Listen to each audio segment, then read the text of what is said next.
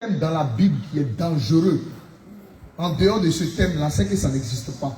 Alléluia. Parce que le fondement, le socle de la marche chrétienne, c'est la divinité de Jésus-Christ. Alléluia. Et c'est ce que nous allons partager en ce soir. Si tu n'as jamais eu l'habitude de prendre note, s'il te plaît, il faut prendre note. L'heure avancée, sinon on allait procéder par beaucoup de séries de questions-réponses. On allait procéder par beaucoup de séries de questions-réponses. C'est le plus dangereux de tous les thèmes qui puissent exister de la terre. Et à cause de simplement ce thème-là, beaucoup vont aller en enfer. Alléluia. Beaucoup aussi seront sauvés. Alléluia. À cause de ce thème-là, il y a confusion dans le monde. Confusion totale. Parce que lorsque Jésus est né, Simeon pouvait donner cette prophétie. Il dit que cet enfant qui est né là, il sera le relèvement de plusieurs et la chute de plusieurs. Alléluia. Donc, bien aimé, la divinité de Jésus va conduire beaucoup en enfer, ça va conduire aussi beaucoup au ciel. Amen. Donc, bien aimé, il faut prêter beaucoup attention. Il faut prêter beaucoup encore l'oreille ce soir. Oh, je ne sais même pas par où commencer. C'est grand, c'est vaste. C'est tellement vaste. C'est beaucoup. C'est tellement vaste. Ok, la divinité de Jésus-Christ. On va demander au caméraman de venir ici. Après la prochaine, parce que là, on va répondre.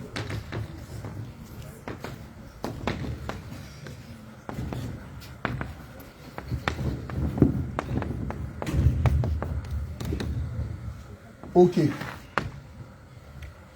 De façon naturelle, dans notre vie de tous les jours, il y a un acte que nous posons dont nous ne connaissons l'origine. Il y a un acte que nous posons tous les jours.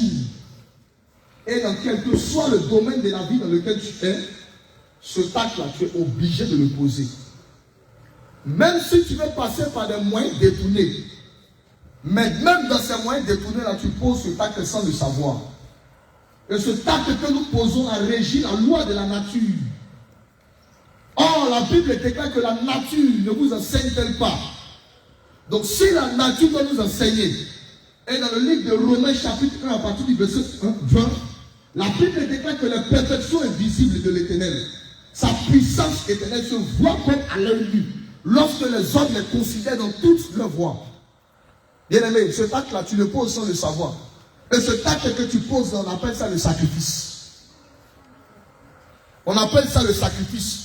Parce que beaucoup se posent la question, mais pourquoi Jésus est-il mort? Est-ce que la mort de Jésus, là, est-ce que c'est bénéfique pour moi, ma vie? Parce que j'ai entendu quelqu'un dire ça une fois. Il faisait un débat, il dit, mais Jésus est mort, là, la mort de Jésus va te donner quoi? Et le chrétien est en train de réfléchir. La mort de Jésus va te donner quoi? Laisse-moi te dire que lorsque tu es né, tes parents ont commencé à te mettre à l'école. Le processus d'aller à l'école jusqu'à atteindre le travail, c'est un sacrifice. Même quand on dit de quelqu'un qui est brouteur, pour obtenir de l'argent, il doit passer déjà par un sacrifice. La vie tout entière est résumée par un seul acte. Et cet acte-là, c'est le sacrifice. Donc si quelqu'un venait à te poser la question de savoir pourquoi Jésus est mort, il ne faut pas lui donner Bible. Il faut lui prendre la loi de la nature. Tu vas le faire comprendre. Même dans la vie d'un homme, pour simplement s'élever pour marcher, il faut faire un sacrifice. Il faut tomber et se relever. Dans tout domaine de la vie, il n'existe pas un domaine. Même pour monter une entreprise, pour réfléchir à un plan marketing, il faut au préalable passer par un sacrifice. Même si tu es voleur, il faut au préalable passer par un sacrifice. Il faut te priver du sommeil la nuit. Il faut encore aller te chercher des instruments. Tout cela passe par un sacrifice. La loi de la sémence, la loi de la nature tout entière est régie par un sacrifice. Et il n'y a pas quelque part, il n'y a pas un lieu, il n'y a pas un domaine en dehors de cette loi de la loi de la nature. Même pour adorer Dieu, il faut un sacrifice. Il faudra te déplacer de ta maison. Il faudra que tu adores Dieu en esprit et en vérité. Il faudra que tu fasses un sacrifice. C'est la loi de la nature. Et quand Dieu a commencé, il a commencé par la loi de la sémence. Que quelqu'un ne soit pas troublé. Laisse-moi te dire que Dieu, c'est un cultivateur. Le travail de Dieu, c'est un cultivateur. Je bénis la vie de tous les cultivateurs de Côte d'Ivoire ainsi que de tous les cultivateurs du monde. Parce qu'ils n'ont pas hérité ce travail-là de quelque part d'autre. Ils ont hérité le travail-là de Dieu. Parce que Dieu, il a deux natures. Il est cultivateur, il est berger. Remarquez cela avec les deux fils d'Adam. Il y avait Abel qui était berger. Il y avait Caïn qui était cultivateur. Bien aimé, l'origine la vient de leur père. Leur père aussi, Adam, il devait garder le jardin. Or, le travail de garder, c'est le travail du pasteur. Il était berger et il devait cultiver la terre. Donc, voici les deux choses. Or, pour cultiver une terre, pour encore avoir un champ, il faut que la graine puisse être jetée à terre et puisse mourir. Voici le sens réel de la mort de Jésus à la croix de Golgotha. Est-ce que quelqu'un a déjà compris ça? Voici le sens réel de la mort de Jésus à la croix de Golgotha. La Bible déclare que si le grain de blé mis en terre meurt, il ne peut pas porter des fruits. Jésus voulant porter des fruits, alors il doit mourir. C'est la loi de la sémence. Ça passe par là. Donc comment on peut te dire que non, Jésus n'est pas mort? Ça c'est un blasphème. Ça passe par là.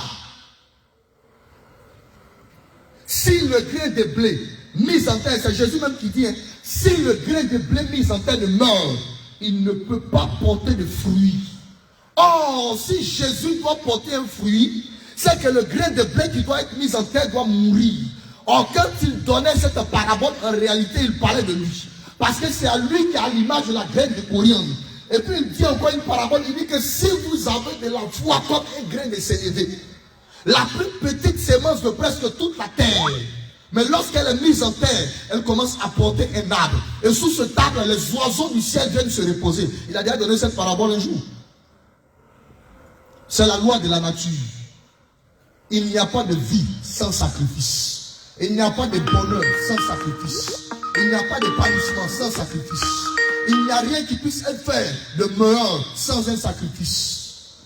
Même pour attraper le micro, il faut un sacrifice. Alléluia. Amen. C'est la loi de la nature. Maintenant, la divinité. Jean chapitre 4, verset 25.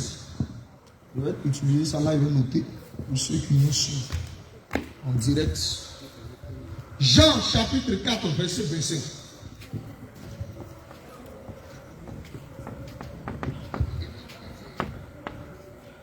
Matthieu chapitre 11, verset 3. Il y en a tellement. Luc chapitre 7, verset 19. Jean chapitre 6, verset 14. Jean chapitre 1, verset 41 à 42. Jean chapitre 1 encore, verset 45. Jean, aujourd'hui la Jean chaud, hein? Chapitre 6, verset 35 à 42. Jean, chapitre 7. Jean même, il était le disciple que Jésus aimait. Donc si son nom est là, aujourd'hui, c'est bon. C'est lui-même le disciple que Jésus aimait. Jean, chapitre 8, verset 12 au verset 19. Bon, on va commencer par Jean, chapitre 6, verset 35 à 42. On commence au préalable par ça. Jean 6. Jean, chapitre 6, verset 35 au verset 42. Je lis la parole du Seigneur. Jésus l'a dit. Jésus l'a dit. Je suis le pain de vie. Écoutez bien. Celui qui vient à moi n'aura jamais faim. Attends, frère. Je suis en train de noter. Donc ça sera difficile d'alterner en même temps les deux. C'est bon, allons-y vite, hein, parce que l'heure aussi ça court. Hein. Ou bien si vous voulez qu'on parte jusqu'à minuit, dites-moi. Non, là, laquelle a fini, on finit. Je ne suis pas sûr que les autres vont vouloir partir à la maison. Quand on va commencer, ils vont dire attends, reste un peu.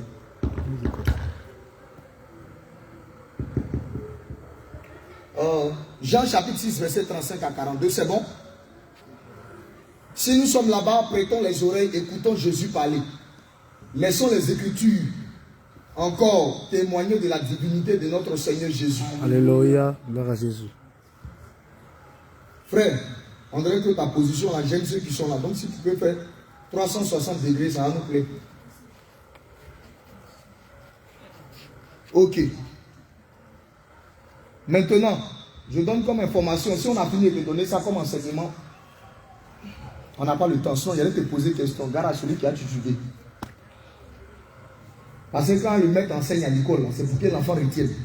Sinon, c'est pas pour venir faire démonstration de tous les mystères de la Bible et puis tu dis, ouais, il est dangereux. Ça ne sert à rien.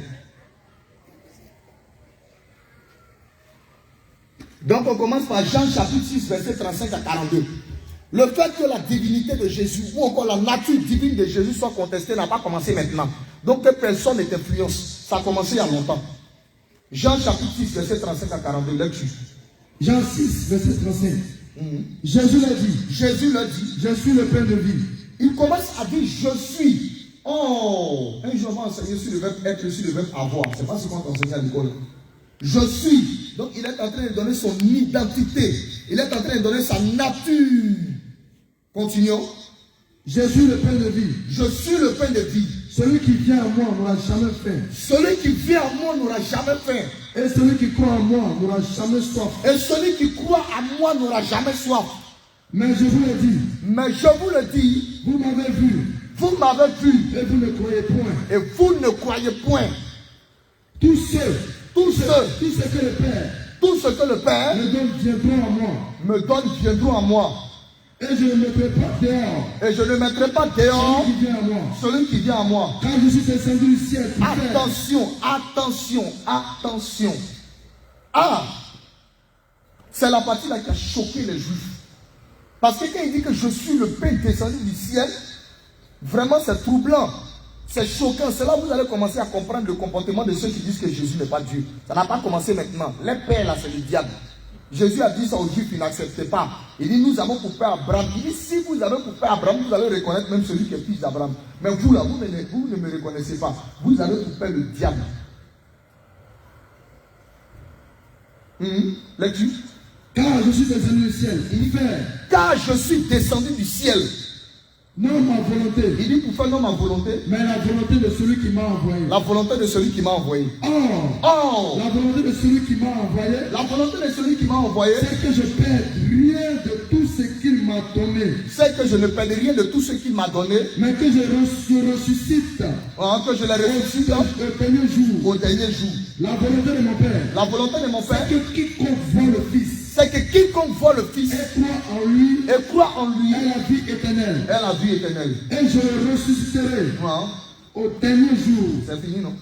Tu as arrivé au verset 42? Non, pas encore. Allons-y. On est au 41 maintenant. On est au 41, allons-y. Les Juifs murmuraient. Attention. Quand Jésus a fini son allocution, quand Jésus a fini son discours, regardez le comportement des Juifs. Les Juifs ont commencé à murmurer. Ils ne sont pas d'accord. Donc que ça ne t'étonne pas. Il y a des gens qui ont toujours murmuré. Les Juifs ont commencé à murmurer parce qu'ils n'étaient pas d'accord avec la déclaration de la nature de Jésus. Alléluia. Est-ce que nous comprenons? Amen. Ok. Jésus a dit quoi pour les troubler? Il dit, je suis descendu du ciel. Je suis. Oh, quand la Bible utilise le verbe être conjugué dans cette façon-là, c'est qu'il est en train de donner la nature ou encore l'identité de la chose dont il est question. Donc Jésus est en train de donner sa nature. Mais sa nature, là, il dit quoi? Dans sa nature, donne son origine. Il dit que je suis descendu du ciel. Oh, nous savons que Jésus est né de Marie et de Joseph. Maintenant, comment lui nous dit que lui est descendu du ciel? À quel moment toi tu viens du ciel? Question. Amen. Donc je suis descendu du ciel. Les Juifs murmuraient, oui. Les Juifs murmuraient à son sujet. Je vais souligner ça. Voici un élément clé. Ciel, oui. Parce qu'il avait dit, je suis le Père qui est descendu du ciel. Voici ce qui ne le plaisait pas là. Et il disait, n'est-ce pas là Jésus, le fils de Joseph? Regardez comment le peuple identifie. Jésus est comme fils de Joseph. Seigneur, pardonne-moi. Fils de Joseph, et puis fils de qui encore? Celui dont nous connaissons le Père et la Mère. Celui dont nous connaissons le Père et la Mère. Comment donc? Comment donc dit-il, dit-il, je suis descendu du ciel? c'est pas normal. Attention. Oui, Jésus leur répondit, Jésus leur ne répondit, murmurez pas entre vous. arrêtez ça. C'est C'est bon, on s'arrête là. Alléluia. Donc regardez le problème. Jésus est fils de Joseph et de Marie. Or, quand la Bible déclare qu'il est fils de Joseph et de Marie, Joseph et Marie sont des hommes. Or, les hommes, leur provenance, c'est la terre. Parce que le premier homme a été formé, il a été formé de la poussière de la. Donc, c'est-à-dire que les Juifs sont en train de ramener l'origine de Jésus à quoi? À la terre.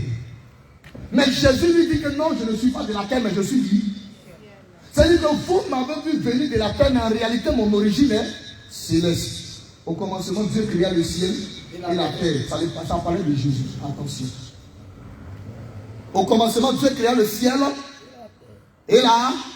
Attention. Ça parlait de Jésus. Ça parlait d'un homme qui était doublé de nature. Alléluia. Il a une nature céleste. Il a une nature terrestre. La nature céleste, c'est sa vraie nature. Maintenant, la nature terrestre, c'est la nature qui va prendre pour venir encore au milieu des humains.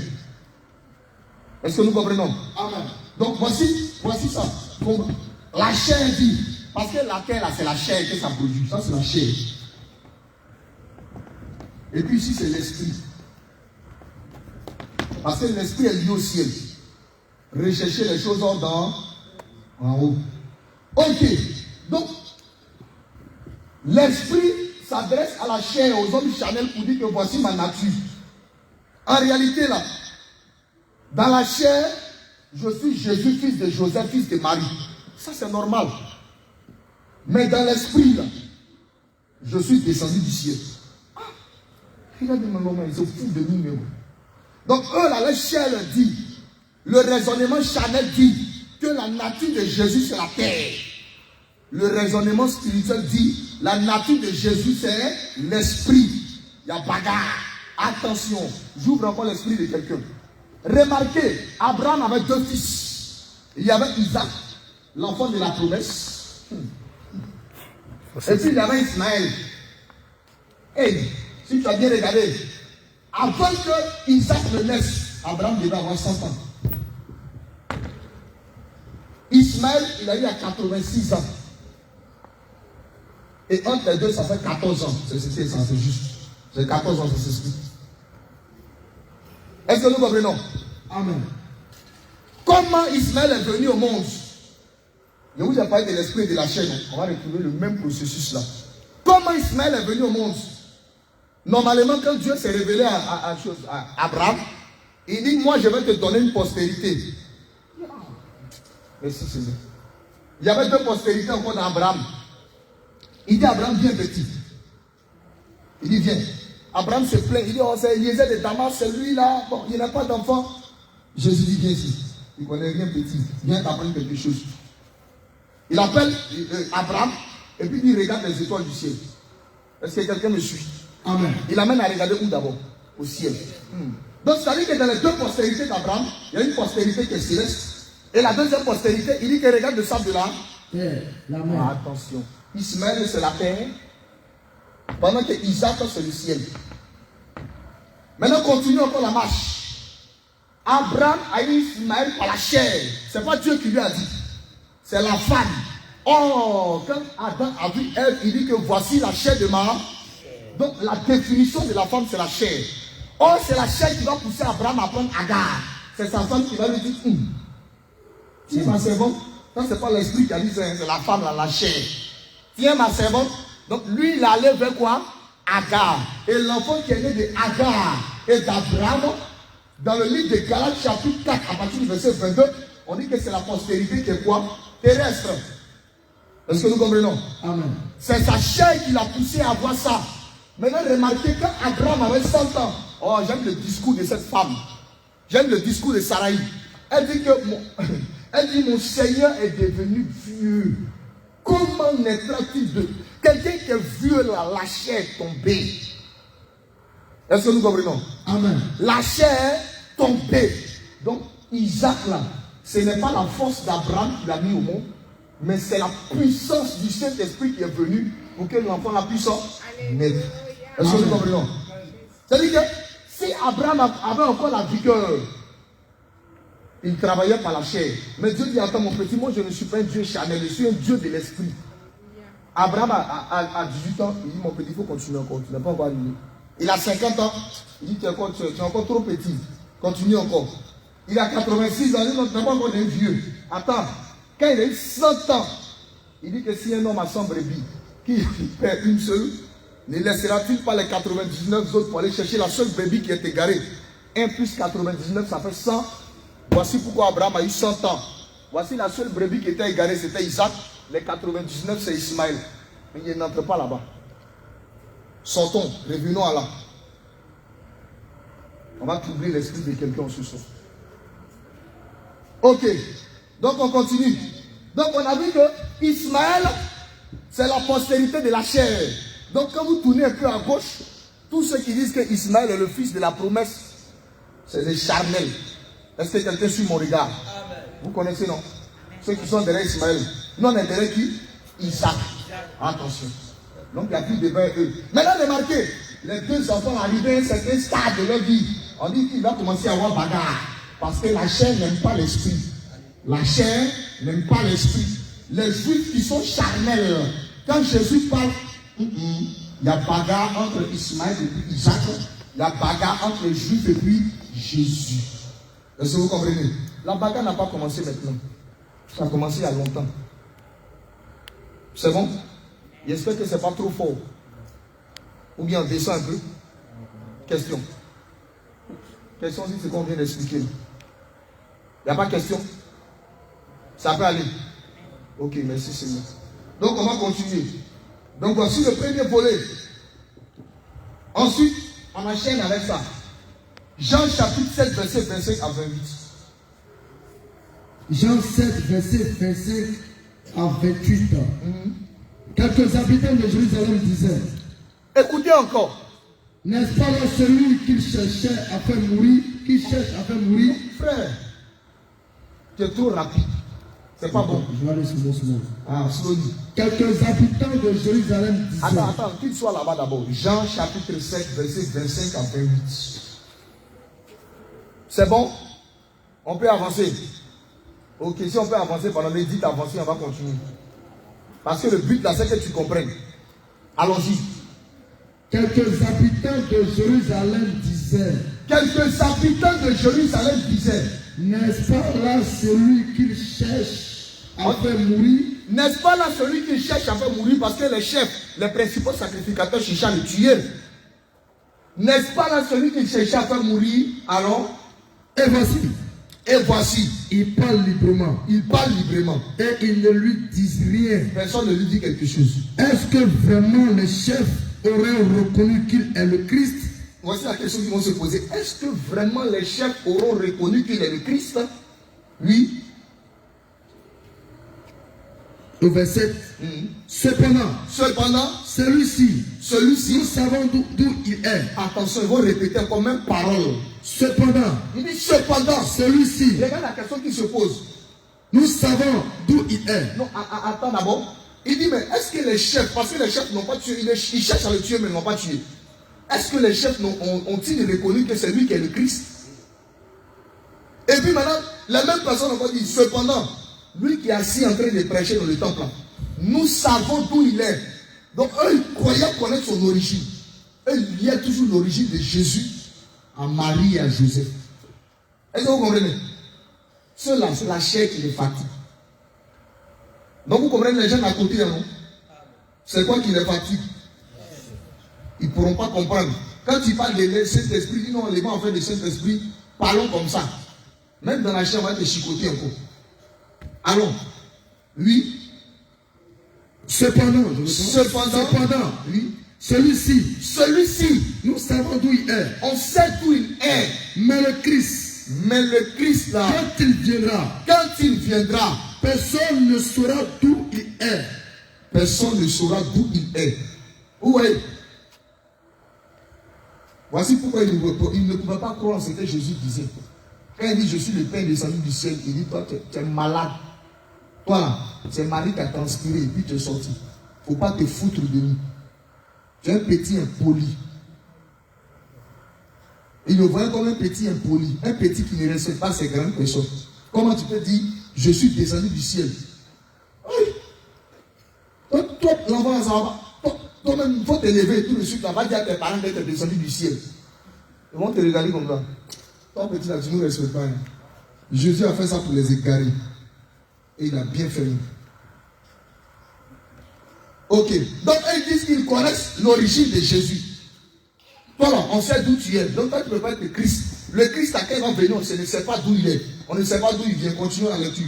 Homme de Dieu. Au verset 28 maintenant. Et Jésus enseignant dans le temple. Jésus enseignant dans le temple. S'écria. Vous me connaissez. Et vous savez d'où je suis. Il dit, vous me connaissez, vous savez d'où je suis. Je ne suis pas venu de moi-même. Il dit, je ne suis pas venu de moi-même. Regarde, vous me connaissez, vous savez d'où je suis. Ça, c'est dans Jean chapitre 7, 10. Mais autre côté, il va aller dire autre chose. C'est ça encore, les gens, non, il y a contradiction. Il dit, vous soyez calme. Il y a quelle contradiction? Il dit, vous me connaissez, vous savez d'où je suis. Attendez, lui continue. Je ne suis pas venu de moi-même. Je ne suis pas venu de moi-même. Mais celui qui m'a envoyé. Mais celui qui m'a envoyé est vrai. Est vrai. C'est bon? Et nous le connaissons, et vous ne le connaissez pas. Il dit, moi là, vous me connaissez. Mais celui qui m'a envoyé là, vous ne le connaissez pas. Ok. Jean chapitre 8, verset 12 à 19. Jean 8, 12, 19. Je lis la parole du Seigneur. Oui. Jésus leur parla de nouveau. Jésus leur parla encore de nouveau. Et dit, c'est la même discussion qui a commencé dans Jean chapitre 6. Bavardage a continué jusqu'à ça va dans Jean chapitre 8 avant encore. Allons-y. Et dit, je suis la lumière du monde. Il commence encore. C'est lui. Il a commencé encore ces choses. C'est lui qui me suit. Attends, il a commencé encore ces choses. Je suis la lumière du monde. C'est quoi ça encore? C'est-à-dire, on le regarde même, il ressemble à rien. C'est lui qui dit la lumière du monde. Toi-même, où tu l'as dit le croire ça? Toi-même, si quelqu'un s'élève pour dire je suis la lumière du monde, tu as le croire. Ça va pas en ta tête, hein? Il recommence encore son impolitesse d'après les Juifs. Il dit je suis la lumière du monde. Celui qui me suit ne marchera pas dans les ténèbres. Celui qui me suit ne marchera pas dans les ténèbres. Mais il aura la vie, il aura la lumière de la vie. Il aura la lumière de la vie, allons-y. Là-dessus, les pharisiens lui disent, les pharisiens ont commencé encore. tu rends témoignage de toi-même. Tu rends témoignage de toi-même. Ton témoignage n'est pas vrai. Ton témoignage n'est pas vrai. Jésus leur répondit. Jésus leur répondit encore. Quoique je rende témoignage de moi-même. Oui, quoique je rende témoignage de mon moi-même. témoignage est vrai. Oui. Quoique je rende témoignage de moi-même. Mon témoignage est vrai. Oui. Car je sais d'où je suis venu. Je sais d'où je suis venu. Et où je vais. Je sais où je vais. Mais vous ne savez d'où je viens. Attends. Il dit, je sais d'où je suis venu. Je sais où je vais. C'est de là où il est quitté là. C'est de là-bas qu'il va partir. Vous comprenez? Alléluia. En l'autre côté, il a dit que vous me connaissez. Vous connaissez d'où je suis. Mais ici, là, il continue de dire, vous faites quoi? Vous alors? Mais vous ne savez d'où je viens. Vous ne connaissez pas d'où je viens. Ni où je vais. Ni où je vais, là, vous ne connaissez pas. Pourquoi? Vous jugez selon la chair. Très bien. Vous jugez selon quoi? Selon la chair. Tous les jours, quand tu vas raisonner selon la chair, tu ne vas jamais comprendre jusqu'à ta mort la divinité du Seigneur Jésus-Christ. Amen. Que ce soit clair une bonne fois pour toutes. Que personne ne te trouble à compter de ce jour. Quelqu'un qui dit que Jésus n'est pas Dieu, il faut savoir que c'est ça là. Ses oreilles, son tympan, sa peau, c'est ce qui est en train de lui parler. S'il est Dieu, pourquoi il dort? C'est une très belle question. Moi, on te demander pourquoi il dort. S'il est Dieu, pourquoi il prie Dieu? Vous lui demandez pourquoi Allah dort. S'il est Dieu, pourquoi il prie? S'il est Dieu, pourquoi il mange? Est-ce que Dieu mange? Il faut lui demander le sacrifice de mouton qu'il donne à Tabaski là qui mange. Il faut lui poser la question. Quand lui offre le sacrifice de Tabaski là, est-ce que Dieu mange? S'il est Dieu, pourquoi il se fatigue? Parce que la Bible déclare qu'il était fatigué, il s'est mis devant le puits. C'est là que la femme samaritaine l'a trouvé. S'il est Dieu, pourquoi il se fatigue? On va t'apprendre que quand Dieu se fatigue, c'est pour sauver les hommes. Alléluia. Sinon Dieu ne se fatigue pas. Quand c'est comme ça, il faut le ramener au début. L'Éternel se reposa de toutes ses œuvres le 7e jour.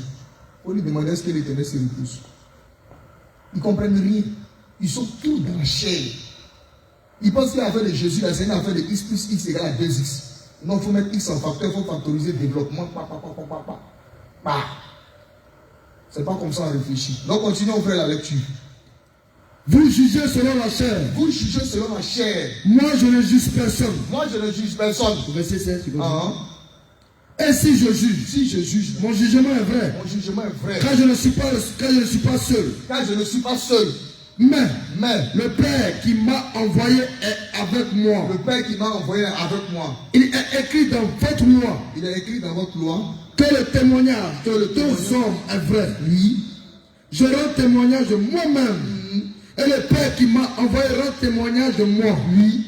Il lui dit donc, où est ton Père? Où est ton Père? Jésus répondit, Jésus. vous ne connaissez ni moi, ni mon Père. Lui, là, tous les jours qu'on lui pose question sur son affaire de père, il demande d'abord, vous ne connaissez ni moi.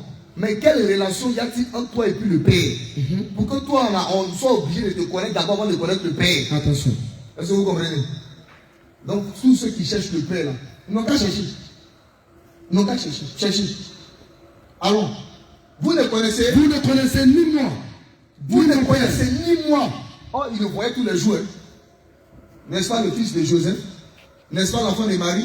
N'est-ce pas le petit charpentier qui prenait pointer les trucs là? Vous connaissez N'est-ce pas lui ses qui jouait, sœurs. qui prenait boîte de bonnets rouges pour faire voiture pour mettre. Sable du vent. Non, il met ça dedans puis il tire. C'est pas l'enfant. Hein. Lui, sa mère lui a donné couche. Toi, on a donné à tête ici. Petit impoli. Comment tu peux nous raconter des conneries comme ça? Continue encore. Si vous me connaissiez, Si vous me connaissiez, si vous me connaissiez, si vous me connaissiez, vous connaîtriez aussi mon Père.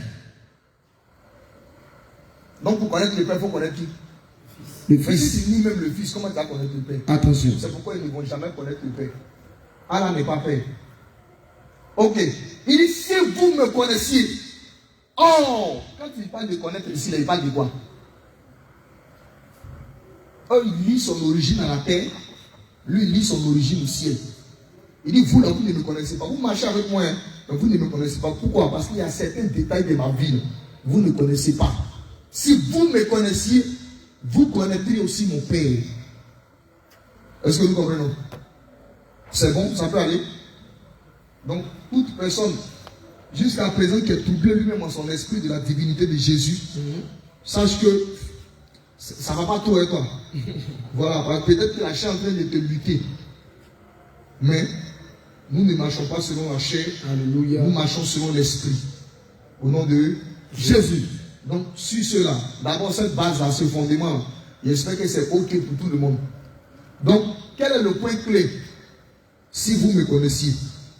Donc, on doit chercher à connaître la nature Jésus. de celui qui est là. Est-ce que nous comprenons? Amen. Dans quel verset de parmi tous ceux-là qui vont nous donner la nature? D'accord, prends Jean chapitre 4, verset 25. Jean 4, 25. Jean 4, 25. Oui. Je lis la parole du Seigneur. La femme lui dit. Ça, c'est au puits. Regardez ce que la femme samaritaine. Là, on cherche à aller le connaître maintenant, non? Parce qu'il y a des confrontations. Il est céleste ou bien il est terrestre? C'est bon? Donc, on va chercher à le connaître. La femme lui dit. La femme lui dit, Je sais que le Messie doit venir. je sais que le Messie doit venir. Regardez bien ça là. Ça là, regardez ça bien. Le Messie doit venir. Et puis ils ont mis le, c'est pas un Messie. Le Messie doit venir. Oui, celui, En parenthèse, celui qu'on appelle Christ. donc Christ là, c'est le Messie qui doit venir. Christ égale le Messie qui doit venir. Oui. Quand il sera venu, Quand il sera venu là, il nous annoncera toutes choses. il nous annoncera toutes choses. Oui. Jésus lui dit, Jésus lui dit, je le suis. je Moi qui le te suis, parle. je le suis, moi qui te parle, je le suis. Et c'est ça là. Un homme qui est censé va se débattre encore. Un homme, ça, tout va bien chez lui, il cherche quel débat encore. Maintenant, quand vous poussez le pion loin, ils vont lire un peu un verset qui est en bas où elle dit, ah, toi là, tu es un prophète.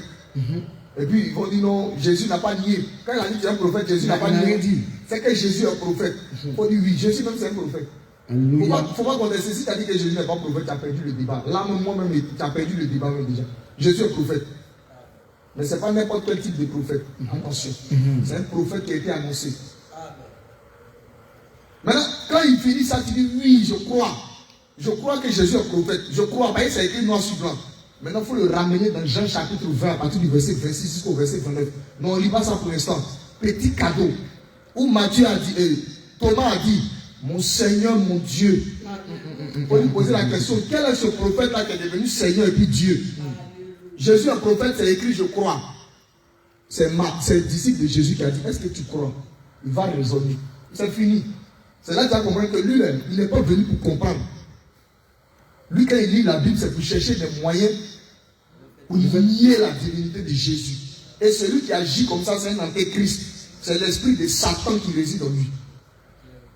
Donc tu les comprends, hein? Ok.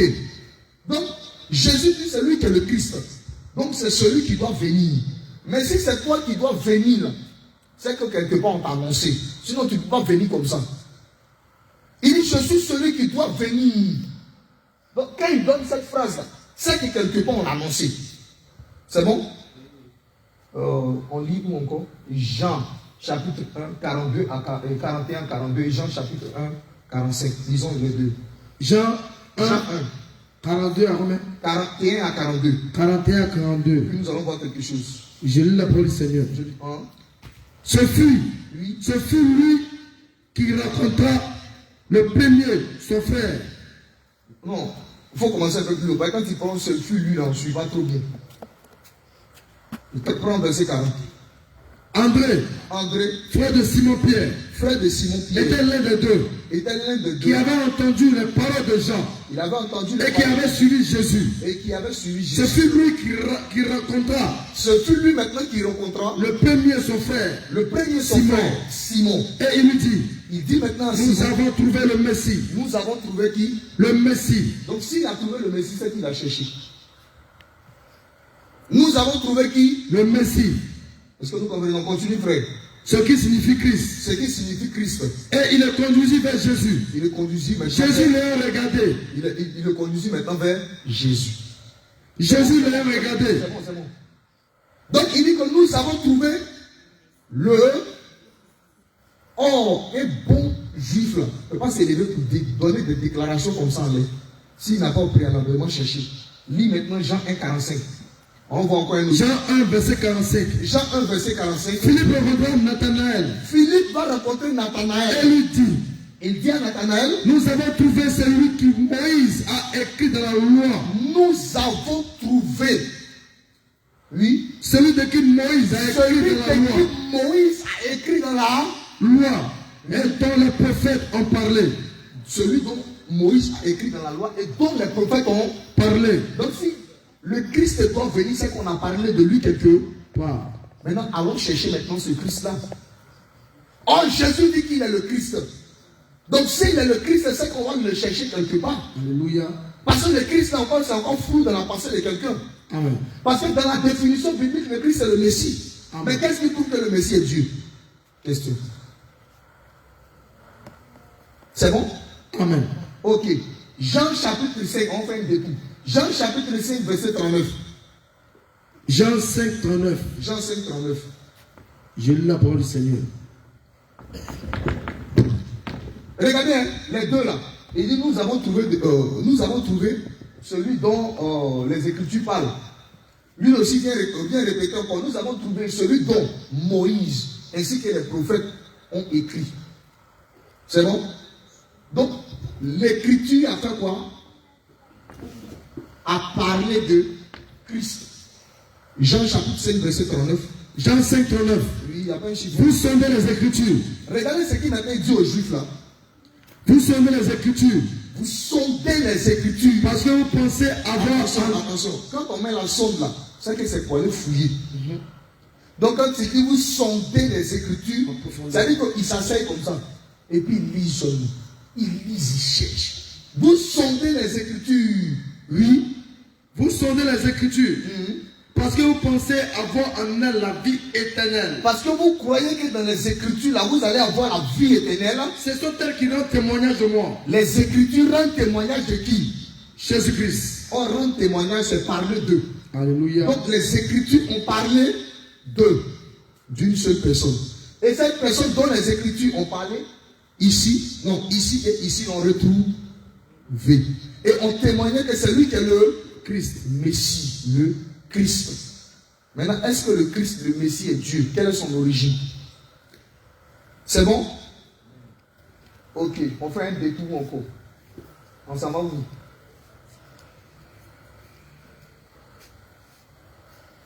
Hébreux chapitre 10, verset 5. On fait un détour là-bas et puis on revient dans Ésaïe chapitre 35 à partir du verset 4, 5. Et puis quelqu'un prépare Michée chapitre 5, verset 1. Hébreux combien? Hébreux chapitre 10, verset 5. Hébreux 10, verset 5. Écoutez bien cette écriture. C'est pourquoi Christ. C'est pourquoi. C'est pourquoi Christ. C'est pourquoi il a commencé. C'est pourquoi Christ entrant dans le monde. Attention. Christ entrant dans le monde. Entrant dans le monde. Dans le monde. Dit. Christ entrant dans le monde. Dit. Donc quand on lit même cette portion des phrases là, si on dit que Christ entrant dans le monde, c'est que Christ n'était pas du monde. Est-ce que vous comprenez? Amen. C'est écrit. Si on dit Christ entrant dans le monde, c'est que Christ n'était pas du monde, mais il était d'où? Amen. Est-ce que vous comprenez? Amen. Christ entrant dans le monde dit quoi? Christ entrant dans le monde dit, oui. Tu n'as voulu ni sacrifice ni offrande. Tu n'as voulu ni sacrifice ni offrande. Mais tu m'as formé un corps. Mais tu m'as formé quoi? Un corps. Tu m'as formé quoi? Un corps. C'est que Christ n'avait pas de corps. Alléluia. Est-ce que nous comprenons? Esprit. C'est que Christ n'avait pas de corps. Maintenant, pour entrer dans le monde, il a pris quoi? Un corps. Ah, voici les deux origines. Christ qui n'avait pas de corps, c'est le ciel. Christ qui a un corps, c'est la terre. C'est bon? Amen. Donc quand Christ prend un corps pour venir dans le monde, on l'appelle Jésus. Et quand Christ n'a pas de corps, on l'appelle Christ. C'est pourquoi l'on dit Jésus-Christ. La partie chair et la partie ciel. La partie visible et invisible. La partie visible et invisible. Tu as ouvert même une fenêtre comme ça. Colossiens chapitre 1, à partir du verset 26. Voilà. Colossiens chapitre 1, verset 26. Tu as ouvert une belle porte. Que le Seigneur te bénisse. Amen. Je reçois. Colossiens chapitre 1, à partir du verset 26. Colossiens 1, 26. Le mystère caché de tout temps. Le mystère caché de tout temps. Dans tous les âges. Dans tous les âges. Mais révélé maintenant à ses saints. À qui Dieu a voulu faire connaître. Non, c'est pas ce que nous on cherche. On dit l'image du Dieu invisible. Voilà, commence 1,15. Colossiens 1,15. Colossiens 1,15. Il a dit le visible et invisible. Il est l'image du Dieu invisible. Il est quoi? L'image du Dieu invisible. En réalité, Dieu, on ne le voit pas. Alléluia. Maintenant, pour que Dieu on puisse le voir, il faut qu'il puisse avoir une image. Pour qu'il puisse être quoi? Visible. C'est Jésus. Amen. Sinon, Christ, on ne le voit pas. Personne ne sait d'où il vient. Personne ne le connaît. Personne ne connaît son origine. Parce qu'il est avant toute chose. Avant qu'Abraham ne fût Jésus. Car en lui ont été créées toutes les choses. Il est l'image du Dieu invisible. C'est bon. Nous, ça nous suffit. Alléluia. Ton image, c'est toi-même ou bien c'est différent de toi. C'est fini, le débat est court. Ton image, c'est toi-même ou c'est différent de toi. Prends un miroir. Quand tu te regardes là, tu quittes là. Ton image, c'est... Si c'est l'image de Dieu, c'est qui est bon. Quelqu'un qui veut comprendre, c'est pas ça. Mais il veut raisonner encore. Il veut raisonner encore dans ça là. Alors on va chercher son origine. Donc on a vu que Christ n'avait pas de corps. Maintenant Christ pour entrer dans le monde, il a pris maintenant un corps. Est-ce que nous comprenons? Amen. Très bien. On va donner cette image encore quelque part. Il est l'image du Dieu invisible. Remarquez avec Adam. Tout a commencé même avec Adam. Regardez, hein, Dieu s'élève un bon matin. Faisons l'homme à notre image, à notre ressemblance. Donc l'homme était l'image de qui? Or l'image de Dieu c'est qui? Est-ce que vous avez vu Adam? Maintenant, Adam là, avant qu'il devienne une âme vivante, il y a une procédure. On l'a formé d'abord de la poussière de la terre. C'est la partie terrestre. Et puis après, qu'est-ce qu'on a mis? On a soufflé en lui. C'est la partie céleste. Maintenant, quand ils ont soufflé dans Adam, ne pensez pas que c'est autre chose. Hein? Dans le livre de Job, on dit que dans l'homme, c'est le souffle du Tout-Puissant, c'est l'esprit. Donc souffle, ça veut dire l'esprit. D'après Job, il a oublié la référence claire. Je ne sais pas c'est Job combien, mais c'est combien. Si quelqu'un peut trouver ça pour donner au peuple. Donc souffle qu'ils ont mis dans Adam égale à esprit.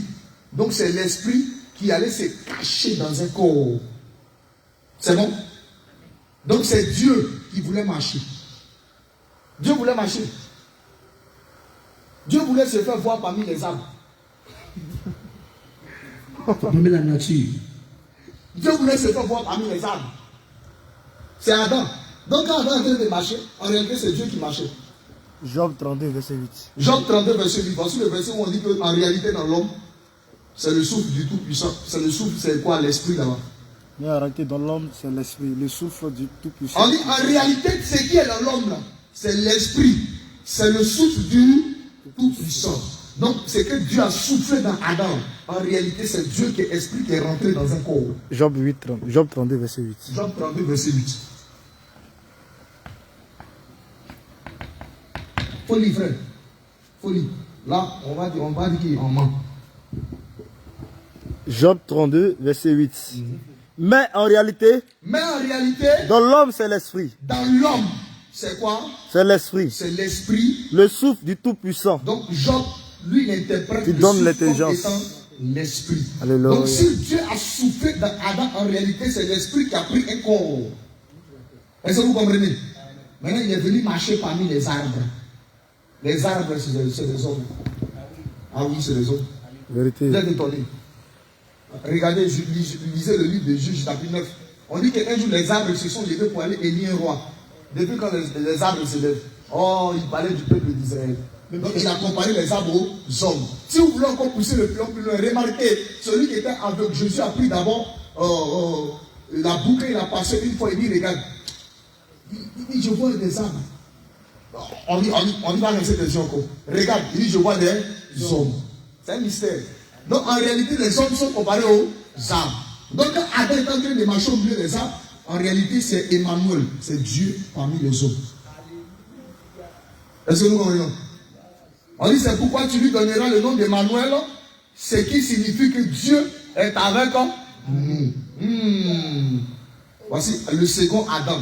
On dit que le second Adam est l'image. Et Adam était la figure de celui qui devait venir.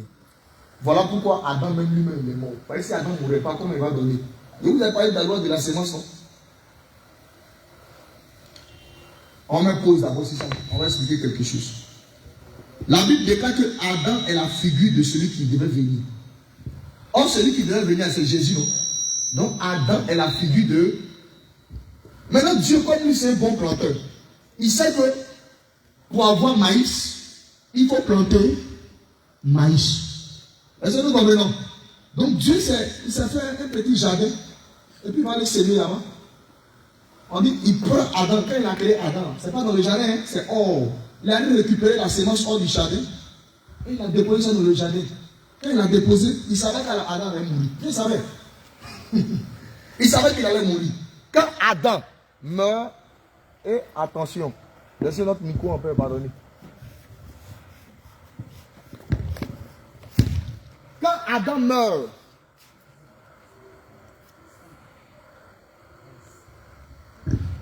Jésus. c'est chaud, ça chauffe là-bas. Jésus. Quand Adam meurt, en réalité, c'est une semence que Dieu a mis dans la terre. Donc quand Adam meurt, un autre Adam doit venir. Alléluia. Parce que maïs donne maïs. Vérité. Citron donne citron. L'homme des choses à venir. Citron ne peut pas devenir chose orangée. Donc si Adam meurt, quand il pousse, il devient un autre Adam. L'homme des C'est choses bon? à venir. Ça, c'était juste une fenêtre. On continue maintenant. Donc, on a vu que Christ n'a pas de corps, mais quand Christ entre dans le monde, il s'est formé un corps. Et ce corps-là, c'est ce qui est la chair. Alléluia. Maintenant, comme la chair est terrestre, c'est la chair qui peut se fatiguer. C'est la chair qui peut dormir. Mais quand tu as l'esprit, aujourd'hui, là, Saint-Esprit, on remet toutes choses entre tes mains. Au nom de Jésus. Ouais, ça peut aller, le sang de Jésus. C'est la divinité de Jésus là qui fait. C'est fort, c'est trop fort. Jésus est Dieu là, il y a un problème là. Jésus est Dieu. Ok, continuons. Maintenant, on va prendre maintenant Michée, chapitre 5, verset 1 à 2.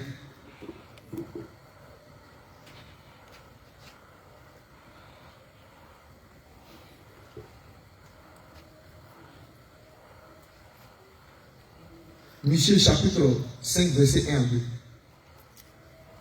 2. Donc jusqu'à présent, ça passe. Hein? Ça passe, non? Michée 1. Michée 5. Michée 5, chapitre. Verset 1 à 2. Je lis la parole du Seigneur. Michée 5, 1 à 2. Et toi, Bethléem. Regardez, hein?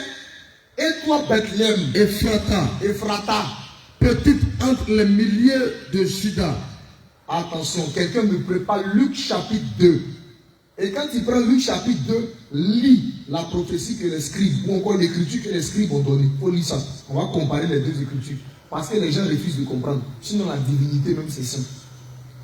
Petite entre les milliers de Juda. Il dit, on reprend et 7. Quelqu'un prépare Luc chapitre 2 là rapidement. On va lire les deux ensemble. Et puis on va comparer nous-mêmes. Et toi? Ah, c'est plutôt là maintenant. Et toi? Bethléem. Pardon, Bethléem. Non, il n'y a pas Luc chapitre 2 là. Ephrata. On prend l'écriture où les scribes ont commencé à parler, où le roi a demandé aux scribes de chercher. Oui. Luc chapitre 2, je ne connais pas le verset, oublié. C'est pas c'est verset 3, c'est verset combien? Où les scribes ont commencé à parler. Les scribes lui ont dit, voici les. C'est Matthieu. Ou bien c'est Matthieu chapitre 2. Si ce n'est pas Luc chapitre 2, prenez Matthieu chapitre 2, vérifiez. C'est Matthieu chapitre 2. Jésus est né à Bethléem, c'est ça? Oui. Non, pas avec les scribes ont parlé. Où le roi dit, il a dit chercher. Voilà, il a dit. Ah, où devait naître l'enfant? Voilà. Matthieu chapitre 2, verset 4 d'abord. Moi, ça va dire verset 4. Matthieu chapitre 2, verset 4. On va comparer les deux écritures. Matthieu chapitre 2, verset 4. Homme de l'État qui reste dans Michée chapitre 5. Il faut lire première partie de la phrase. Et puis l'autre va lire aussi ici. Et toi, Bethléem, Ephrata. Point. Faut lire, frère. Matthieu 2, verset 4. Il assembla tous les principaux sacrificateurs. Le roi Hérode a assemblé tous les principaux sacrificateurs. Et les scribes du peuple. Et il s'informa auprès d'eux. Maintenant, il s'informe auprès d'eux. Où devrait naître le Christ. Où doit naître le Christ. Très bien. Allons-y, là-bas. Il lui dit. Maintenant, les scribes vont lui dire. À Bethléem. En Judée. Très bien. Où est-ce? Oh, ça là, ils ont recherché là dans les Écritures. Michée maintenant reprend. Et toi, Bethléem, Ephrata, petite entre les milliers de Juda. De toi sortira. Pour moi, celui qui dominera sur Israël. C'est bon. Celui qui domine, c'est celui qu'on appelle le roi. Continue ici. Il lui dit à Bethléem, en Judée, car voici ce qui a été écrit par le prophète. Prophète. et toi, Bethléem, Ils répètent encore les cris. terre de Juda, Ils ont répété encore tu les n'es cris. certes parmi la moindre entre les principales villes de Juda. Très bien, pause. Continuons encore. Et dont l'origine remonte aux temps anciens. Attends, on dit, on répond, de toi naîtra Un chef. De toi sortira pour moi celui qui dominera sur Israël. celui qui va dominer sur Israël. Et dont l'origine remonte aux temps anciens. Et dont son origine remonte où? Aux temps anciens. Attention. Est-ce que son origine remonte à Marie et à Joseph? Non. Non. Son origine c'est Marie et Joseph? Non. Son origine remonte où? Aux temps anciens. Les anciens même c'est petit, l'ancien des jours. L'ancien un jour. Quand il dit je suis l'ancien des jours et pas ses amusements, est-ce qu'on peut acclamer Jésus? Jésus. Tu acclames Jésus assis, c'est pas notre Jésus. Acclame Jésus bien là. Jésus-Christ.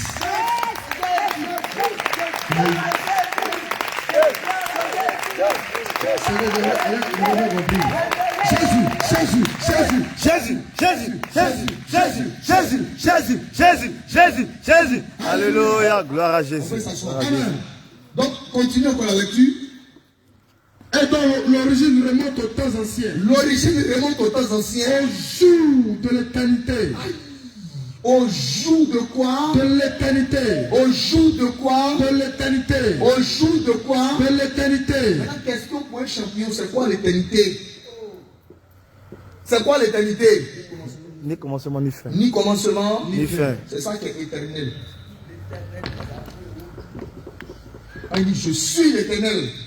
Celui qui n'a ni commencement, ni fin. Verset décembre. Dehors. Feu, fire. Donc, on dit dont l'origine remonte depuis l'éternité. Qui t'a dit que c'est à partir de Marie que Jésus est venu au monde? Jamais. Vous voyez comment vous allez briser cette pensée. Quand il prend ça, comment tu le pousser à aller là-bas? Tu le pousses même dans le débat, va là-bas petit. Va. Quand il a placé pion de dame, attends, il y a une carte face cachée. Quand il va lever ça comme ça, tu ne vas plus parler. Et puis tu lui donnes Bible, il faut dire lisez. D'après les baoulés, lisez toi-même. Va bien, il va comprendre. Donc l'origine remonte depuis l'éternité. Donc nous avons vu l'origine de ce Christ. Hein? Le Christ est éternel. Alléluia. Or, un jour, les gens se sont assis, ils ont regardé Jésus. Il dit, toi tu dis que le Christ doit souffrir. Nous avons appris d'après la loi de Moïse que le Christ demeure éternellement. Est-ce qu'on peut retrouver l'écriture? Que le Christ demeure, ça les a choqués. Comment lui demeure éternellement? C'est foutaise ou bien? On dirait qu'il a noté ça ici. Non, attention.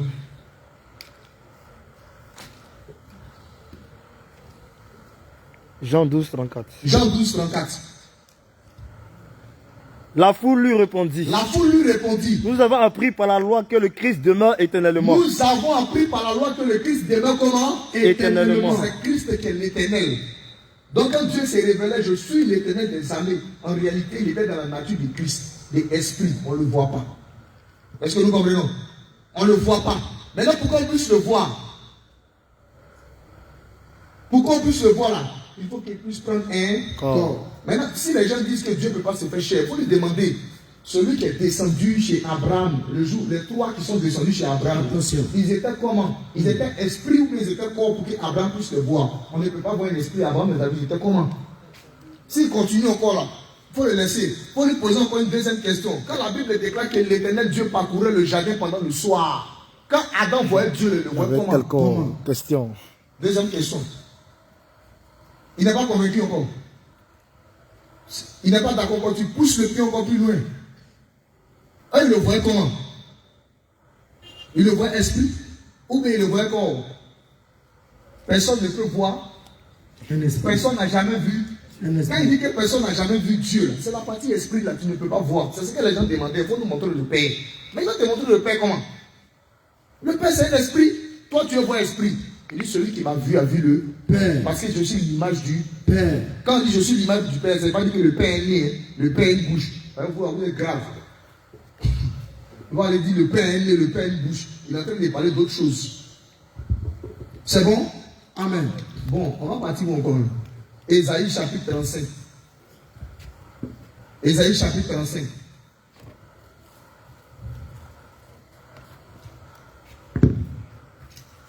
Ésaïe chapitre 35, à partir du verset 4. Si on dit que c'est celui qui doit venir, c'est qu'on l'a annoncé. Ésaïe 35, 4. Oui. Je lis la parole du Seigneur. Dites à ceux qui ont le cœur troublé. Écoutez, dites à ceux qui ont le cœur troublé. Prenez courage. Prenez courage. Ne craignez point. Ne craignez point. Voici votre Dieu. Voici votre Dieu. Attention, oui, continue. La vengeance viendra. La vengeance viendra. La rétribution de Dieu. La rétribution de Il Dieu. viendra lui-même. Il viendra. Lui-même. Il remplace qui ici? Jésus-Christ. Non, faut pas dire Dieu, Jésus d'abord. Dieu. Il remplace qui là? Dieu. Il viendra Lui-même. Dieu doit venir Lui-même. Donc si on doit attendre quelqu'un aujourd'hui là, si les Israélites devaient attendre quelqu'un, c'est qui? Lui-même. C'est Dieu lui-même qui va venir. Alléluia. Maintenant, quand il va venir là, comment on va le reconnaître? Et vous sauvera. Et vous sauvera. Il va venir en tant que Sauveur. Quand Dieu vient en tant que sauveur, il prend un corps. Est-ce que vous comprenez? Amen. Oui. Alors, le boiteux sautera comme un cerf. Le boiteux va sauter maintenant comme un cerf. Et la langue du muet éclatera de joie. La langue du muet éclatera de joie. Car des eaux jailliront dans le désert. Oui. Et des ruisseaux dans la solitude. Attention, on dirait que tu as sauté quelque chose. Tu Ah as bon? sauté des éléments très importants, c'est dangereux. Ça. Attention. Oui, oui. Verset 6. 5 d'abord. Alors, Seigneur, pardonne-moi. Alors, s'ouvriront les yeux. S'ouvriront Des les yeux aveugles. des aveugles. S'ouvriront les oreilles des sourds. S'ouvriront les oreilles des sourds. Alors, le boiteux sautera comme un cerf. Le boiteux va sauter comme un cerf. Et la langue du muet éclatera de joie. La langue du muet va éclater de joie. Car des eaux jailliront dans le C'est désert. bon. Voici ce qu'il est en train de déclarer. Attention. Maintenant, Luc chapitre 7, verset 19. Luc chapitre 7, verset 19. Quelqu'un d'autre me prépare Matthieu chapitre 11, verset 11. Luc 7, 19. Il en appela deux. Jean-Baptiste a appelé 2 de ses disciples. Et les envoya vers Jésus. Il les envoya vers Jésus. Pour lui dire, Ils vont demander à Jésus. es-tu celui qui doit venir? Est-ce que tu es celui qui doit venir Ou devons-nous attendre un autre? ou bien on doit attendre un autre? Arrivé auprès de Jésus, Arrivé auprès de il Jésus, dit, il dit, Jean-Baptiste nous a envoyé vers toi. Jean-Baptiste nous a envoyé vers Pour toi. dire, Pour dire, es-tu celui qui doit venir? est-ce que tu es celui qui doit Ou venir devons-nous en attendre un autre? ou bien on doit attendre un autre? Alors même, Alors même, alors même, Jésus guérit plusieurs personnes Jésus de guérit. maladies, Oui, d'infirmités oui, et d'esprits malins. oui. Il rendit la vue à plusieurs aveugles. Et il leur répondit, Maintenant, il va leur répondre. Regardez la réponse. Hein. allez, Il n'a pas dit oui, c'est moi ou bien non, c'est pas moi. et même qu'à voir. Il n'a pas dit oui, c'est moi ou bien non, c'est pas moi. On dit es-tu celui qui doit venir? Normalement, si toi tu me poses question, je dois te répondre directement. Mais s'il passe par des paraboles encore, là, il cherche quoi? Jésus, il aime ces gens de choses. Continuons. Il leur répondit. Il leur répondit, Oui.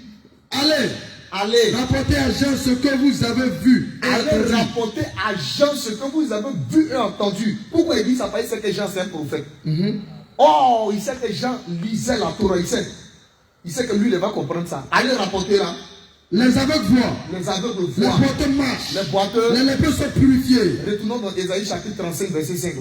Regardez ce qu'il disait. On dit alors, quand Dieu va venir là, alors qu'est-ce qui va se passer? S'ouvriront les yeux des aveugles.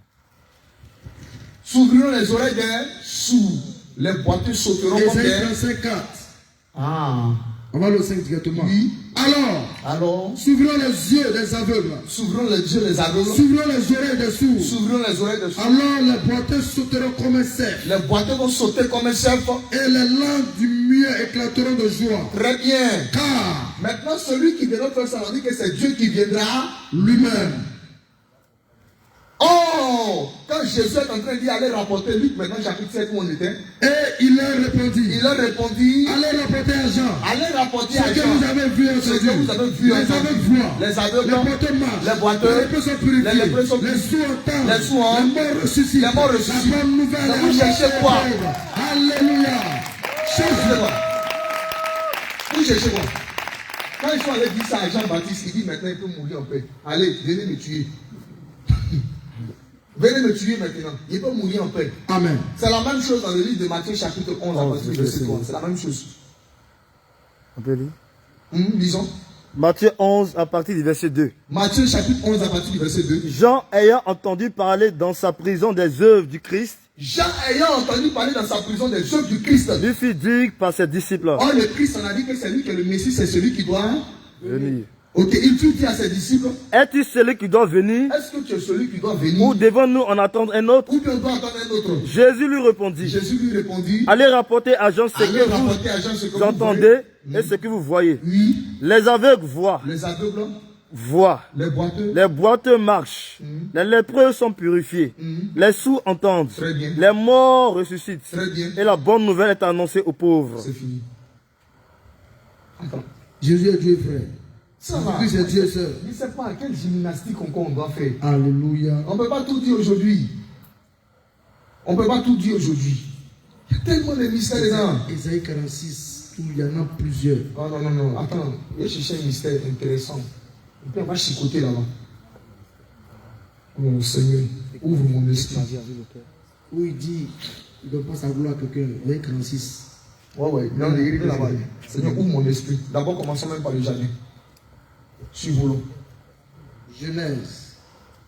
Non, ne lisons pas, il va donner les Écritures. Adam et Ève, les deux pêchent. Ils vont prendre des feuilles de figuier pour se couvrir. On dit qu'ils enfilent des ceintures. Moi, il y a Dieu là, sa façon de parler, il parle bien. Ils prennent feuilles de figuier et puis ils font ceinture. Bon, je vous pose la question. On dit qu'ils ont fini de manger, ils se sont retrouvés nus. Maintenant, si quelqu'un est nu, ceinture là, ça peut cacher ce qui est devant. Non, moi je vous pose la question, c'est un franc. Ceinture là, ça peut cacher ce qui est devant. Ça cache rien. Mais pourquoi ils ont fait les ceintures? Quand nous lisons Éphésiens, on dit ceinture, c'est la vérité. Quand nous lisons dans Ésaïe, on dit ceinture, c'est la justice. Bon, prenons ceinture qui est la justice. C'est-à-dire que quand les hommes ont fini de pécher, ils voulaient se faire justice par eux-mêmes. C'est pourquoi ils ont fait ceinture. Or, aucun homme ne peut être sauvé, aucun homme ne peut être pardonné de ses péchés par sa propre justice.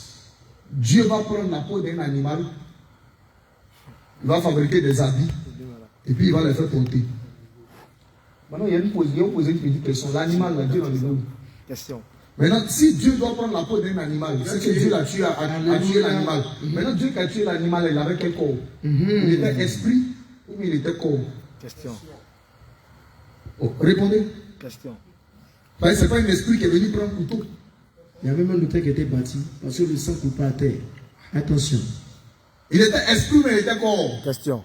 Maintenant, l'animal qui est mort là-bas, c'est qui? Jésus-Christ. Très bien. Jean pouvait dire, voici l'agneau de Dieu qui ôte le péché du monde. Alléluia. Remarquez avec Abraham sur la montagne de Morija. Quand il a voulu couper maintenant la tête de son fils, le Seigneur dit, petit, attends, regarde là. Il dit, il voyait un bélier qui était lié par les cornes. Alléluia. Un bélier qui est lié par les cornes égale à agneau. Pourquoi? Parce que les cornes, c'est ce qui fait la force d'un bélier. Alléluia. Si on lie ses cornes, il n'a plus de force. Or, quand le bélier perd toutes ses forces, il devient agneau. Est-ce que vous comprenez?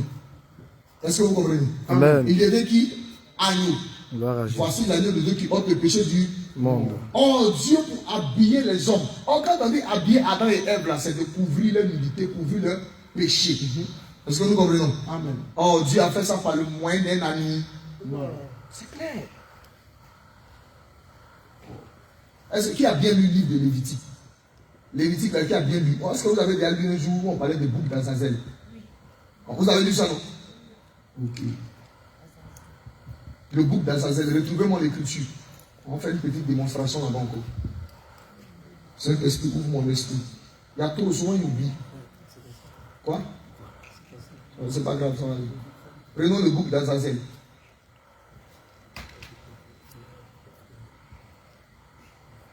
Bouc d'Azazel.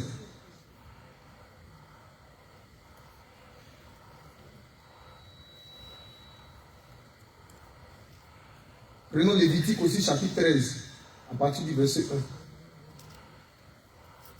1. Lévitique, chapitre 13, à partir du verset 1. Le bouc pour Azazel. Le bouc d'Azazel. Si tu tapes Azazel, même, ça va sortir. Lévitique 16, 26. Lévitique combien? 16, 26. Lévitique 16, 26. Quelqu'un pour lire, non? Celui qui aura chassé le bouc pour Azazel celui qui aura chassé le bouc pour Azazel lavera ses vêtements. Non, c'est trop aller plus bas. Remonte un peu plus haut d'abord. Il lavera son corps avec de l'eau de... Prends 24 là. Lis en haut. 24. Il lavera son corps avec de l'eau. Non, c'est trop descendu. Avant de laver le corps, ils ont jeté le sort. Ce mot-là me dit. Voilà, verset 8. Verset 8.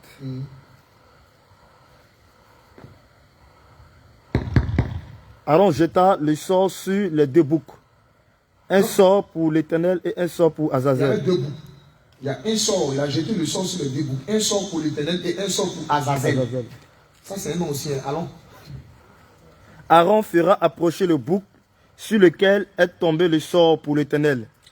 Aaron va faire approcher le bouc sur lequel est tombé le sort pour l'Éternel. Et il l'offrira en sacrifice d'expiation.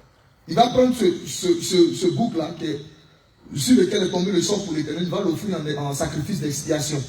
Et le bouc sur lequel est tombé le sort pour Azazel. Le bouc sur lequel est tombé le sort pour Azazel sera placé vivant devant l'Éternel. Lui sera placé vivant devant l'Éternel. Afin qu'il serve à faire l'expiation et qu'il soit lâché dans le désert pour Azazel. C'est-à-dire que quand il a fini de faire l'expiation, il soit lâché dans le désert pour Azazel.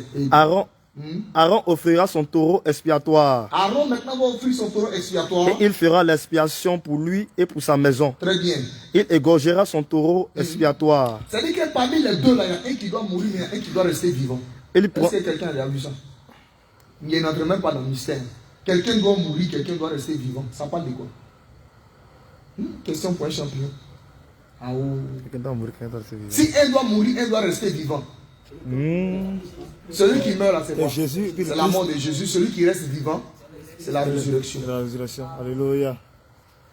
C'est la résurrection du Seigneur Jésus. Donc le bouc qui doit mourir, c'est la mort de Jésus. Alléluia. Le bouc qui doit rester vivant, c'est Christ qui doit ressusciter. Est-ce que nous comprenons? Amen. Est-ce que nous comprenons? Amen. Quelqu'un est troublé. André, je suis trop monté, hein. Tu es troublé. Ou bien on descend. De descendre en haut. De descendre. Ok. Bon. Le bouc d'Azazel. Et puis il y a un autre bouc. On dit, Aaron va jeter deux sorts. Il y a un sort pour l'Éternel et puis il y a un sort pour Azazel. Le bouc sur lequel tombera le sort pour l'Éternel, il sera tué. Tué du moins, il sera tué. Quand il a fini d'être tué, celui-ci qui est tombé le sort pour Azazel, lui sera jeté hors du camp. Or, quand nous lisons le livre de Hébreux, la Bible déclare que Jésus a été mis hors du camp. Or, donc nous comprenons par cette écriture-là que celui qui a été mis hors du camp parle de Jésus. Celui aussi qui est mort parle de Jésus. Les deux là devaient jouer quel rôle? Ils devaient jouer le rôle de faire le sacrifice d'expiation. Or, expier, c'est-à-dire que pardonner. Pardonner, alléluia. Enlever la faute, enlever le péché. Or, celui que quand on dit que Jésus est l'agneau de Dieu qui ôte le péché du monde, en réalité, Jésus est venu faire un travail d'expiation. Il est venu pour ôter le péché. Donc, c'est par là que nous comprenons que ces deux boucs, en réalité, parlent d'une seule personne. Alléluia. Mais cette seule personne de qui ça parle là, s'il y a un qui doit être resté, qui doit être gardé vivant pendant que l'autre doit mourir, mais ça parle de quoi? La mort et la résurrection. Ça parle de la mort et de la résurrection. Et quand nous lisons, il y a beaucoup comme ça d'exemples dans le livre de Lévitique. Dans le livre de Lévitique, on dit que quand tu trouveras quelqu'un qui a la lèpre, pour faire encore le sacrifice pour lui encore, il faut prendre deux oiseaux vivants. Il y a un que tu dois tuer, il y a un que tu as laissé vivant. Maintenant, celui que tu dois tuer là, tu vas le plonger dans un vase de terre. Maintenant, l'autre là, laisse-le comme ça s'envoler. Oh, celui qui doit être tué, le Seigneur dit soyez simple comme des colombes. Parce que la colombe en réalité parle de lui-même. Alléluia. Donc, si la colombe est un oiseau, c'est que l'oiseau qui doit être mis à mort pour que la lèpre soit ôtée. Or, la lèpre, c'est impureté, c'est péché. Dans le sens spirituel, la lèpre, c'est un péché. Donc, s'il y a un oiseau qui doit mourir pour la lèpre, ça parle de la mort de Jésus pour le péché de l'humanité. Et l'autre qui doit s'envoler pour aller rester vivant, c'est encore le Seigneur Jésus-Christ dans la résurrection. Or, le fait de s'envoler, regardez quand un oiseau s'envole, il quitte la terre pour aller vers le ciel. Un jour, les disciples vont s'arrêter comme ça. Et puis ils voient Jésus monter sur les nuées. C'est l'oiseau qui est en train de s'envoler. Mais or, avant ça, on avait parlé de sa mort, c'est l'oiseau qui est allé dans le vase de terre. Est-ce que nous comprenons? Amen. Est-ce que nous comprenons? Amen. On peut te démontrer que Jésus c'est un oiseau, hein, mais on n'est pas là-bas. Où est Jésus? Jésus c'est un très grand mystérieux. Maintenant, regardez encore ce qui va troubler encore. Il y a pas la prière d'Élisée, là, Seigneur, merci. Le serpent de Moïse. Seigneur, quand tu as fait ça, ce jour-là, vraiment, c'est pas si c'est enseignement, mais c'est prière de fait. Prenons la prière. Le serpent de Moïse. C'était un bâton. Quand Moïse jette, ça devient un serpent. Est-ce la place encore? Bâton. Bon, si on vous pose la question, quelle est la différence entre le serpent et le bâton? La même chose. Ok. Laisse-moi te dire que c'est la même chose, mais ce n'est pas la même chose. Quelle est la différence entre le bâton et puis le serpent? Est-ce que quand le bâton était dans la main de Moïse, il bougeait? Non, il ne bougeait pas. Maintenant, qu'est-ce qu'il faisait qu'il ne bougeait pas? Il lui manquait un élément. Il lui manquait un élément, ce qui faisait qu'il ne bougeait pas. Il lui manquait la vie.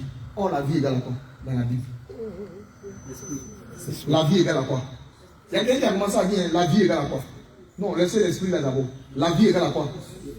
Le souffle, laissez ça encore. La vie égale à quoi? Tu ne mangeras pas un animal avec son sang. Parce que dans son sang se trouve son sang, c'est là. Donc si le bâton ne bougeait pas, c'est que le bâton n'avait pas le sang. Or, l'esprit d'un homme n'a pas le sang. Attention. Est-ce que vous comprenez? L'esprit d'un homme n'a pas le... Maintenant, quand il jette, il devient serpent, le serpent commence à bouger. Or, le serpent, c'est la chair. Il y a le sang à l'intérieur. Est-ce que nous comprenons? Donc, le bâton, en réalité, c'est l'esprit. Le serpent, c'est la chair. Le bâton est dans la main de Moïse, qui a reconnu le bras de l'Éternel. Lorsque l'Éternel le jette sur la terre, il devient quoi? Un serpent. De la même manière que Moïse délivra le serpent dans le désert, de la même manière, le Fils de l'homme sera... Donc, le serpent parle de... Le bâton qui est jeté sur la terre, en réalité, c'est Jésus qui vient dans le monde. Mais quand il va venir dans le monde là, il doit prendre un corps. Il prend le corps du serpent. Parce qu'il devait être élevé plus tard. Pour aller mourir à la croix de Golgotha. Vous comprenez Jésus? Vous comprenez Jésus? Il y a trop. Il y a trop. Donnez-moi quelque chose, pardon. Il y a trop. Il y a tellement de choses.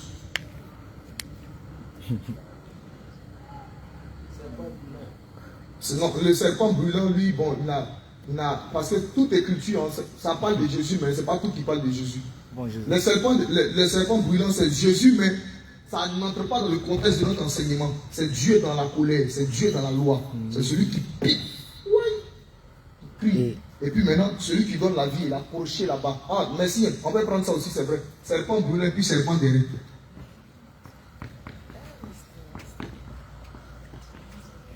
Serpent brûlant, et puis serpent d'airain.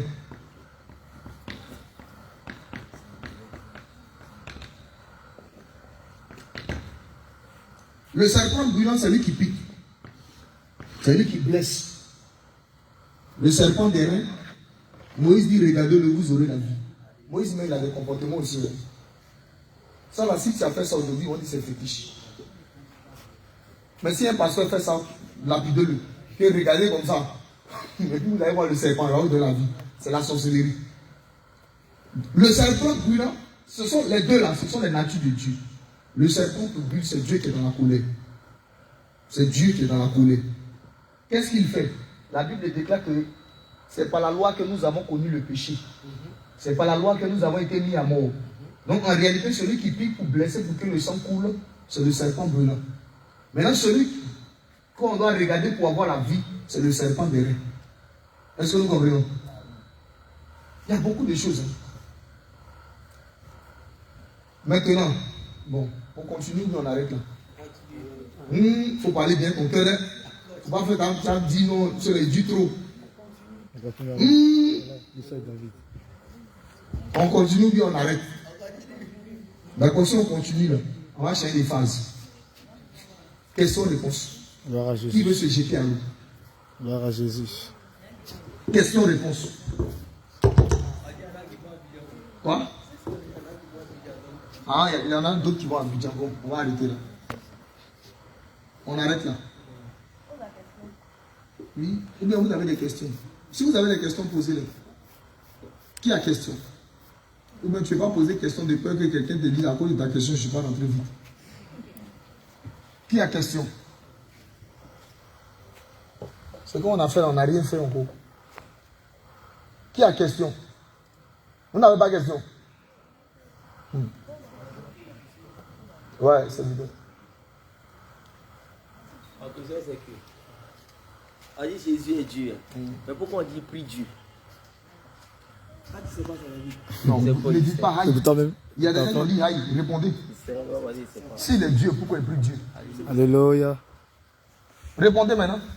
Vous dites aïe, non? Répondez. Alors de poser bonne question comme ça, là, vous ne posez pas. Quand vous attaquez là-bas, c'est pour me chercher. Ne me cherchez pas, hein?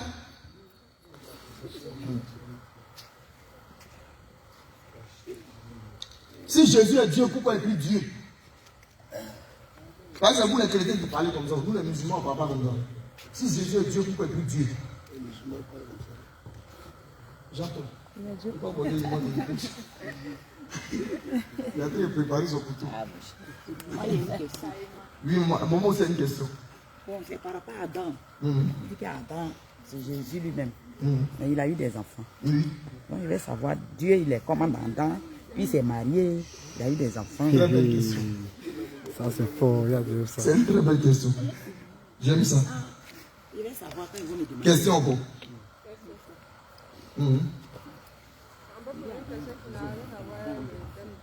Oui, il faut aussi, il va examiner d'abord la question. Alors. La Bible, quand je lisais la Bible dit que les fils de Dieu remarquaient les fils de Dans Genèse chapitre 6. c'est comme nous les fils de Dieu. Là, je ne comprends pas. Ok. Alors, question encore. C'est tout?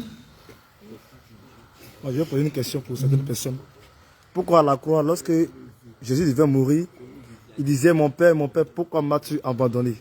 Ok. Voilà, c'est pour certains frères. Question. Oui, ça va, ça me plaît même. Ok, première question. Si Jésus est Dieu, pourquoi il prie Dieu? Il allait prier. Est-ce que Dieu prie Dieu? Question. Est-ce que Dieu peut prier Dieu? Question. Ah, on vous pose la question? Moi j'ai dit oui. Est-ce que Dieu peut prier Dieu? Non, moi j'ai dit oui. Bon, on va attaquer rapidement. Ouais, parce que c'est quelqu'un qui a posé une question. Non, non, chouchou. Le petit cadeau. Exode, chapitre 34, verset 5. Il prend Zacharie, chapitre 3, verset 2.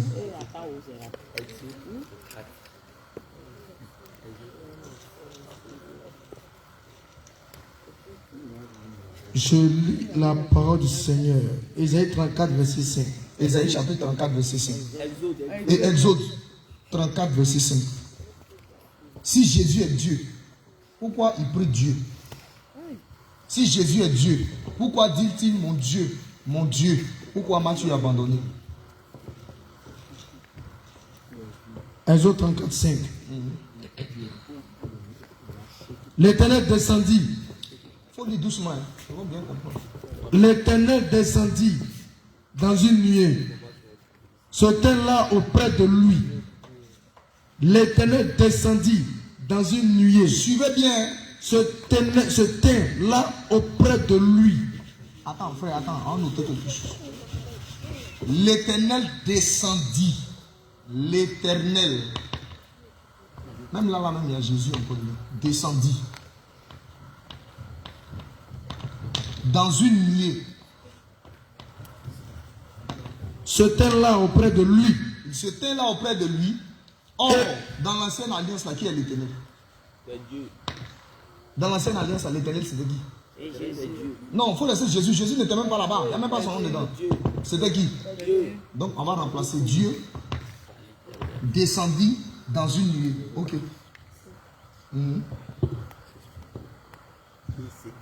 Se tint là auprès de lui. Et proclama le nom de l'Éternel. Ils ne vont pas comprendre, allons-y. Et l'Éternel passa devant lui. L'Éternel va passer devant Moïse. Et s'écria.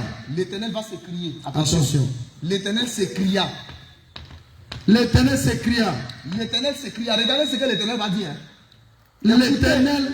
Écoutez ce que l'Éternel va dire. L'Éternel est Dieu, non? Regardez ce qu'il va dire. Oui. L'Éternel s'écria. Ça y crie. L'Éternel s'écria. L'Éternel. Dieu miséricordieux.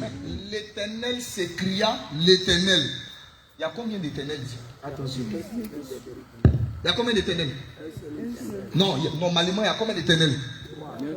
L'Éternel est Dieu, non? Pourquoi il crie encore l'Éternel? Il l'appelle qui? Vous comprenez? S'il est Dieu, il appelle quel Éternel? Il s'appelle qui? Donc que ça ne vous étonne pas que Jésus dise mon Dieu, mon Dieu.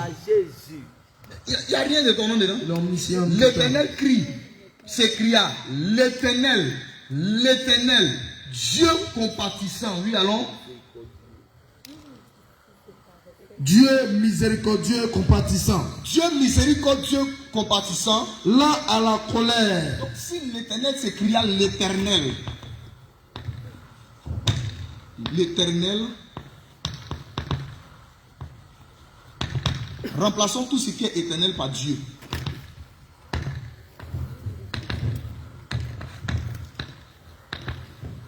Dieu s'écria. Dieu.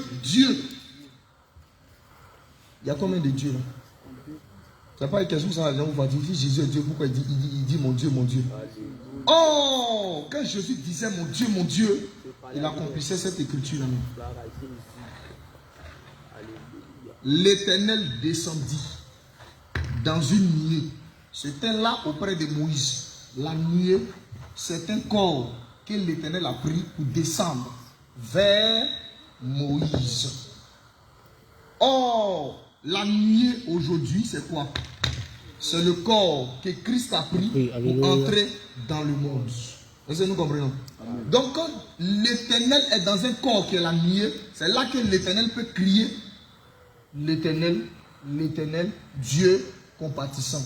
Quand Dieu prend un corps qui est Jésus, c'est là qu'il peut crier mon Dieu, pourquoi m'as-tu abandonné? Maintenant, quand Jésus crie mon Dieu, pourquoi m'as-tu abandonné? Si moi j'ai ma chaussure qui est là et que je dis que ma chaussure m'a abandonné, c'est que la chaussure a quitté la position initiale. Elle était avec moi et elle est sortie de moi. Ou elle m'a quitté. Parce qu'abandonné là, on était d'abord ensemble et puis tu m'as laissé. Mais il y a une écriture qui dit qu'en lui Jésus habita corporellement toute la plénitude de la divinité. Donc quand Jésus criait mon Dieu, en réalité c'est l'esprit. Alléluia, gloire à Jésus. Parce que l'esprit ne meurt pas. Vérité. Jésus s'est détaché du corps. Parce que tant que l'esprit était dans le corps, le corps n'a jamais mouru. Il ne peut pas mourir. Jamais. C'est pourquoi, regardez, nous quand quelqu'un meurt, on dit rendit l'âme. Mais quand Jésus est mort, on dit rendit l'esprit. L'esprit, alléluia. Celui qui a de l'intelligence doit comprendre. Il rendit l'esprit. C'est l'esprit qui a quitté. Le corps, et puis il dit mon Dieu, pourquoi m'as-tu abandonné? Donc quand toi tu dis, tu es dans la chair, c'est là que tu dis, s'il est Dieu, pourquoi il dit mon Dieu? Et puis il a répété bien 2 fois. Il est intelligent, tu vas venir dans les autres chapitres 34. Tu vas voir pourquoi il a crié 2 fois. Donc l'esprit s'est détaché du corps. Pourquoi? Parce que pendant que Jésus était à la croix de Golgotha, tout le péché de l'humanité était sur lui. C'est bon? Oh, ce corps était devenu impur. Dieu ne réside pas dans l'impureté. Alléluia. C'est pourquoi je donne conseil à l'un de mes frères. Si tu es impur, Dieu ne peut pas résider dans ton corps. Jamais. C'est bon? Amen. Remarquez le mouvement de Jésus. Avant que Jésus ne ressuscite là, mais les maris là le touchaient. On dit les publicains, les gens de mauvaise vie venaient s'asseoir auprès de Jésus. Ils le touchaient. Mais quand il est ressuscité, Marie a voulu le toucher. Il dit attention, je m'en vais au Père. Ça ne vous a pas choqué. Ça ne vous a pas choqué. Mais pourquoi il refuse maintenant qu'elle le touche? Pourquoi? Il a fini de porter le péché de l'humanité. En réalité, quand les gens venaient le toucher, en réalité, c'est le péché qui tombait sur lui. C'est la sentence qui tombait sur lui. C'est le péché de l'humanité qu'il est en train de porter. C'est pourquoi il disait à tout le monde, venez me toucher. Mais quand il a fini de porter le péché de l'humanité qui remonte dans la sainteté, là c'est fini. C'est terminé. Il reprend la position du Père. Il repart d'où il est venu. Je suis descendu du ciel, je m'en vais au haut. Mais quand Adam est mort, on dit tu es poussière, tu retourneras là. Ce qui est de la terre va rester dans la terre, ce qui est du ciel va retourner au haut. C'est pourquoi à l'enlèvement, ceux qui sont d'origine céleste, prédestinés à être sauvés, vont aller rejoindre le Père. Mais ceux qui sont de la terre, ils vont rester dans ce monde. Maintenant, si toi tu veux te comporter comme un habitant de la terre et non comme un étranger, tu vas rester. Parce qu'un habitant, lui, il est accroché à la maison, mais un étranger, il sait qu'il va partir. Il est du passage. Il est des passages. Nous sommes étrangers. La Bible déclare que nous sommes dans le monde, mais nous ne sommes pas de ce monde. Quand le temps sera venu, quand la trompette va sonner, la terre, Polo, reste ici, on dégage. C'est terminé. Alléluia. C'est bon? Amen. La maman avait posé une deuxième question. Elle avait dit quoi? Pourquoi si Adam... Voilà Adam. Il a eu des enfants. Voilà Adam. Adam a eu des enfants. Maman, il faut suivre bien. Déplace un peu la caméra là-bas. Il y a deux mouvements dans Adam. Adam a eu des enfants quand il a fini de pécher. C'est pour la première fois qu'il a appelé Ève mère. On n'est pas là-bas. Il y a Adam avant le péché. Et puis il y a Adam après le péché. Adam avant le péché, c'est Christ. Mais Adam après le... Et puis c'est pas Adam même qui a péché. Si on veut aller dans la réalité, Adam n'a pas péché. Qu'est-ce qu'Adam a fait? Elle a fini de faire son truc. Lui, il a récupéré seulement le fruit, il a mangé. En réalité, c'était Jésus qui portait le péché de l'humanité. Parce que la femme était représentée comme l'humanité. Et puis c'est lui. Il était là à côté tranquillement. Il dit, ça fait rien, donc viens manger. Hein? Je t'aime. Non, viens manger. Nous devons mourir ensemble. On meurt ensemble. Vous comprenez les femmes? Quand elle dit on meurt ensemble ce soir. Ah oh. Attention. Ils devront mourir ensemble. On meurt ensemble. On meurt ensemble. Ah, c'est maintenant que vous avez compris la femme qui est venue jouer. Elle dit au diable on meurt ensemble. Ton pied, mon pied. On meurt ensemble. On meurt ensemble. Un vrai mari. J'ouvre une fenêtre. Un vrai mari. Un vrai homme. Si tu veux reconnaître si ton homme là, si c'est un vrai homme là, est-ce qu'il est prêt à mourir avec toi? C'est pourquoi tout mariage, c'est jusqu'à la mort. C'est jusqu'à la mort. Personne donc ne sait pas ce que Dieu a uni. C'est jusqu'à la mort. Attendez, toi qui avais les projets de divorce en feu. Fire sur toi. Toi qui avais les projets de divorce, vous avez vos choses bizarres, vous venez à l'église. Attention. Ok. Donc Adam, avant le péché, c'est lui qui est Christ. Et puis l'écriture dit, j'ai oublié, c'est dans Romains, où on dit que Adam est la figure de celui qui devait venir. Mais si on dit que Adam est la figure de celui qui devait venir, c'est que Adam est la représentation de qui? Christ. Donc voici Adam qui est l'image de Jésus. Sinon après le péché, c'est plus Jésus comme ça. Non. Ses enfants qu'il a eu là, ça c'est Adam dans la chair. Il n'a qu'à avoir ses enfants là-bas. Mais Adam avant le péché, ça parle de Jésus. C'est bon? Troisième question, c'était quoi? Oui. La maman là, qui a parlé? Fils de Dieu ou bien quoi? C'est ça. Les fils de Dieu qui sont cités dans Genèse chapitre 6, je crois bien à partir du verset 5. Fils de Dieu a plusieurs significations. Il y a fils de Dieu avec grand F. Et puis il y a fils de Dieu avec petit F. Les fils de Dieu qui ont été cités là, ce sont les anges dessus. Ce sont eux. Démons. Parce que Dieu appelle les anges fils de Dieu.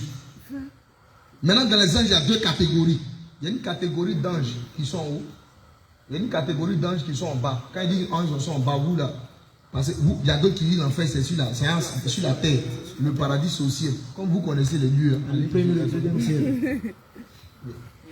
Donc, les fils de Dieu là n'a rien à voir. Il ne faut pas être troublé. Ce n'est pas des anges. Les bons, si on peut dire bons anges, on va parler un peu comme les musulmans, les bons génies. Les mauvais génies. Voilà. Les bons anges, ceux qui n'ont pas trahi, ceux qui n'ont pas été rebelles. Mais ceux qui ont été rebelles, ce sont eux qui ont fait ce truc-là, de descendre vers les filles des hommes, de s'accoupler pour qu'il y ait des géants sur la terre. C'est de cela que sort l'enseignement des démons de chair. En réalité, un démon de chair, là, normalement, c'est un homme qui va avec une femme. Mais eux, ils travaillent de façon mystique. Ils font des incantations pour que la sémence qui entre dans la femme, là, ce soit un esprit, un démon qui puisse s'incorporer dedans. Et puis il naît comme un homme saint. Comme un homme charnel. Il grandit comme un homme charnel. Or, quand tu regardes son origine, c'est un démon de chair. Et les démons de chair, c'était ceux qui étaient les géants de la terre. C'est aujourd'hui ceux qu'on voit. Bon, il est déjà mort, même Michael. C'est les démons de Jésus. On n'entre pas là-bas. Le Michael Jackson. Il faut faire très attention. Si tu vois quelqu'un qui met le monde sur un pied, il faut bien fouiller son origine. Lui, là, André, il n'est pas trop clair. Les reptiliens, les démons de chair. Il faut bien demander à Dieu. Peut-être qu'il est dans quelque chose qui n'est pas bien. Il est louche. La dernière question, c'était quoi? Il y a une maman qui a posé une question en ligne. Elle dit pourquoi on l'appelle le serpent des reins. On l'appelle le serpent des reins parce qu'il a pris un métal qu'on appelle les reins. Attention. Les reins, c'est un métal pour le poli. Bon, j'ai parlé trop gros français. Avant que fer là ne devienne béton pour qu'on puisse construire une maison, là, il passe d'abord quelque part, on lui donne une forme. Les reins aussi là, avant qu'il ne soit un rein poli, il doit passer par le feu. Les reins, c'est un métal qui résiste au feu. Donc quand Jésus est le serpent des reins, parce qu'il y avait le feu qui l'attendait. Ils ont dit que vous serez baptisés de Saint-Esprit et de feu. Alléluia. Et il y a des gens un jour qui sont venus poser la question, mais hey, Seigneur, bon, si tu meurs, regarde-nous deux places, nous on va être assis, un à droite, un à gauche. Il dit, est-ce que vous pouvez être baptisé du même baptême que je serai baptisé? Il parlait de quel baptême? Il parlait du baptême de feu. Le feu, c'est l'ensemble de toutes les souffrances que Jésus devait endurer. Alléluia. Donc quand Jésus a pris la position du serpent des reins, en réalité, c'est parce qu'il devait supporter le feu. C'est bon? Parce qu'il devait supporter le feu. Il y a un enseignement, mais s'il y a rien. Mais on ne peut pas donner tout ça aujourd'hui. Parce que dans le parvis, dans le tabernacle, il y a 3 niveaux. Il y a le lieu saint, le lieu très saint et le parvis. Le parvis, là, si tu lis Exode chapitre 25, il faut lire, il faut t'asseoir, tu vas lire. La plupart de tous les métaux qui étaient dans le parvis étaient des reins. Or, quand tu lis Apocalypse chapitre 1, quand on te donne la description de celui qui était et qui vient, on dit qu'il avait les jambes comme de la bronze, des reins. Mais on n'entre pas dans ça, il y a beaucoup de choses. Mais qu'elle retienne ça d'abord. Il était serpent des reins. Pourquoi? Parce qu'il a pris la forme des reins pour pouvoir supporter le feu, pour pouvoir supporter encore tout ce qu'il allait endurer sur la terre afin de payer le prix pour sauver l'humanité. C'est bon? Ok. Il y a question encore ou bien c'est terminé? C'est fini, non? Amen. J'ai fini.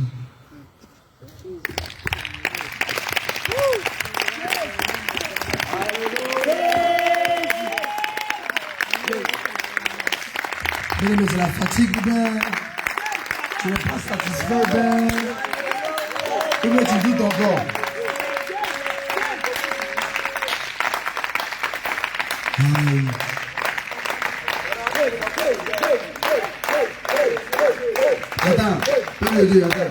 Attends. Alléluia. Amen. Alléluia. Alléluia. Alléluia. Amen. Est-ce que vous savez quelle nourriture qui vous était apportée ce soir-là? J'avais dit avant de commencer que vous devez recevoir une sémence. Alléluia. Vous savez que toutes sémences venant de Dieu sont des sémences solides. Mais là, on parle de la divinité du Christ. Le socle même. Est-ce que tu comprends? Raison pour laquelle Dieu dit que le rocher est sage. Alléluia. Alléluia. Alléluia. C'est sur ce côté-là que le monde entier est en train de se faire de ces murmures. Tu vois de ces paroles partout. Sur les réseaux sociaux, tu vois celui-là soit ici, celui-là soit là-bas. Jésus est baoulé, Jésus est ceci. Hein? Voilà ça aujourd'hui. Et il n'a même pas encore fini. Alléluia. Je vous dis la vérité. Il y a un qui a dit que Jésus est baoulé, il dit Dieu s'appelle Yahou. Voilà. Le fils de Dieu s'appelle Yahuya. Voilà. Parce que Adam là, c'est un nom de caresse.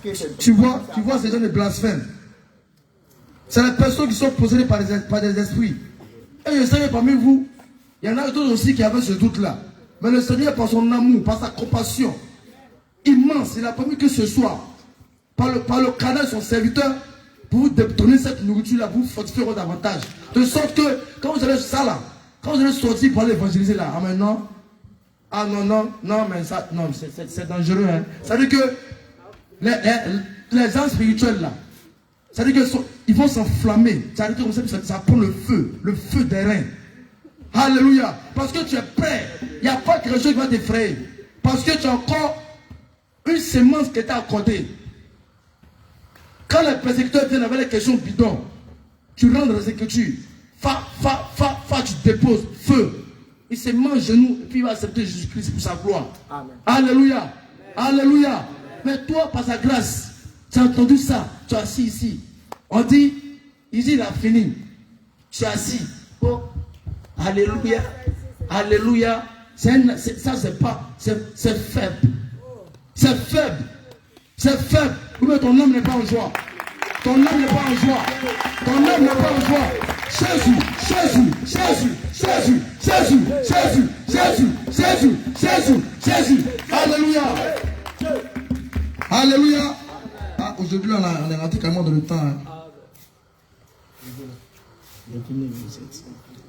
Tu vas te disposer. Nous allons prier pour la fin. Éternel mon Dieu, éternel mon roi, Dieu tout-puissant. Seigneur Jésus, nous te rendons toute la gloire. Père, en ce soir, nous te bénissons encore. Parce que, pour une fois encore de plus, Seigneur, tu nous as puissamment nourris. Seigneur Jésus-Christ, nous te bénissons, nous te magnifions, nous t'exaltons. Tu ne cesseras jamais de nous étonner, Seigneur. Père éternel, Dieu ne peut te surprendre, mais c'est toi qui surprends tes enfants. Père, nous te disons merci pour la nourriture que tu nous as apportée ce soir. Ce n'est pas encore fini. Nous te prions de sorte que tu fortifies ton serviteur pour que la prochaine fois, Seigneur Jésus-Christ, il puisse venir encore nous édifier par ton canal, par ta puissance, par ton esprit au travers de lui, Seigneur. Père, que toute la gloire te soit rendue. Seigneur Jésus-Christ, tu as permis que nous venions à ta maison sans assister, sans incident, pour écouter ta parole, pour te célébrer, pour te magnifier, pour encore prendre cette grâce, cette semence, pour marcher encore fermement vers toi, Seigneur.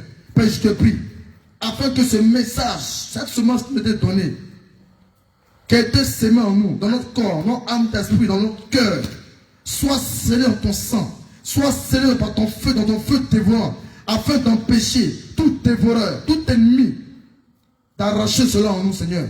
Père, je te prie que tu prennes le contrôle de tout chemin, de tout endroit, par ton esprit, par ton feu, afin d'anéantir, de révoquer tout œuvre ténébreuse. Parce que là, Dieu, Seigneur, l'ennemi rôde autour de nous, Seigneur Jésus-Christ. Donne-nous la force de rester ferme dans tes voies. Seigneur Jésus-Christ, que cet enseignement que nous avons reçu ce soir, que cela reste gravé dans notre mémoire.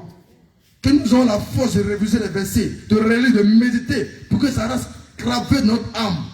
Afin de montrer mon roi, d'édifier des enfants qui sont dehors, qui ont besoin d'entendre cette vérité-là, qui ont besoin d'entendre cette semence, afin de les attirer à toi. Parce que le but, c'est de chercher des enfants, les attirer à toi pour ta gloire. Et c'est par nous que tu passes, Seigneur, pour te magnifier, pour te glorifier. Père éternel, que ce soit une contamination de façon extraordinaire. Manifeste-toi puissamment dans la cour, dans nos environnements, dans le véhicule. Que nous parlions de toi à chaque moment, à chaque instant, à n'importe quel temps, en une fraction de seconde. Que ce soit toi qui sors de notre bouche. Que nous respirons Jésus.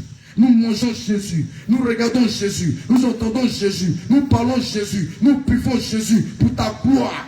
Père, bénis notre famille, Seigneur Jésus-Christ. Donne de quoi encore assumer nos besoins, Seigneur. Car c'est toi qui pourvois nos besoins. Car l'or et l'argent t'appartiennent, Seigneur. Que toute la gloire te soit rendue, Seigneur Jésus-Christ. Tu as dit dans ta parole, tu es le Père des orphelins. Seigneur, souviens-toi de tes enfants. Souviens-toi de tes enfants, donne-moi qui ont besoin de toi. Que ton nom soit glorifié. Fortifie-nous davantage. Bénis-nous encore. Bénis-nous encore, que ton nom soit glorifié, son nom puissant, redoutable, l'admirable conseiller, le Père du Père, le Père de vie, la source intarissable, l'éternel Dieu fort et puissant dans le combat, celui-là même qui s'appelle Jésus, que nous avons prié, quelqu'un dit puissamment, vivement, tremblement, Amen, Amen, Amen, Amen, Amen, Amen.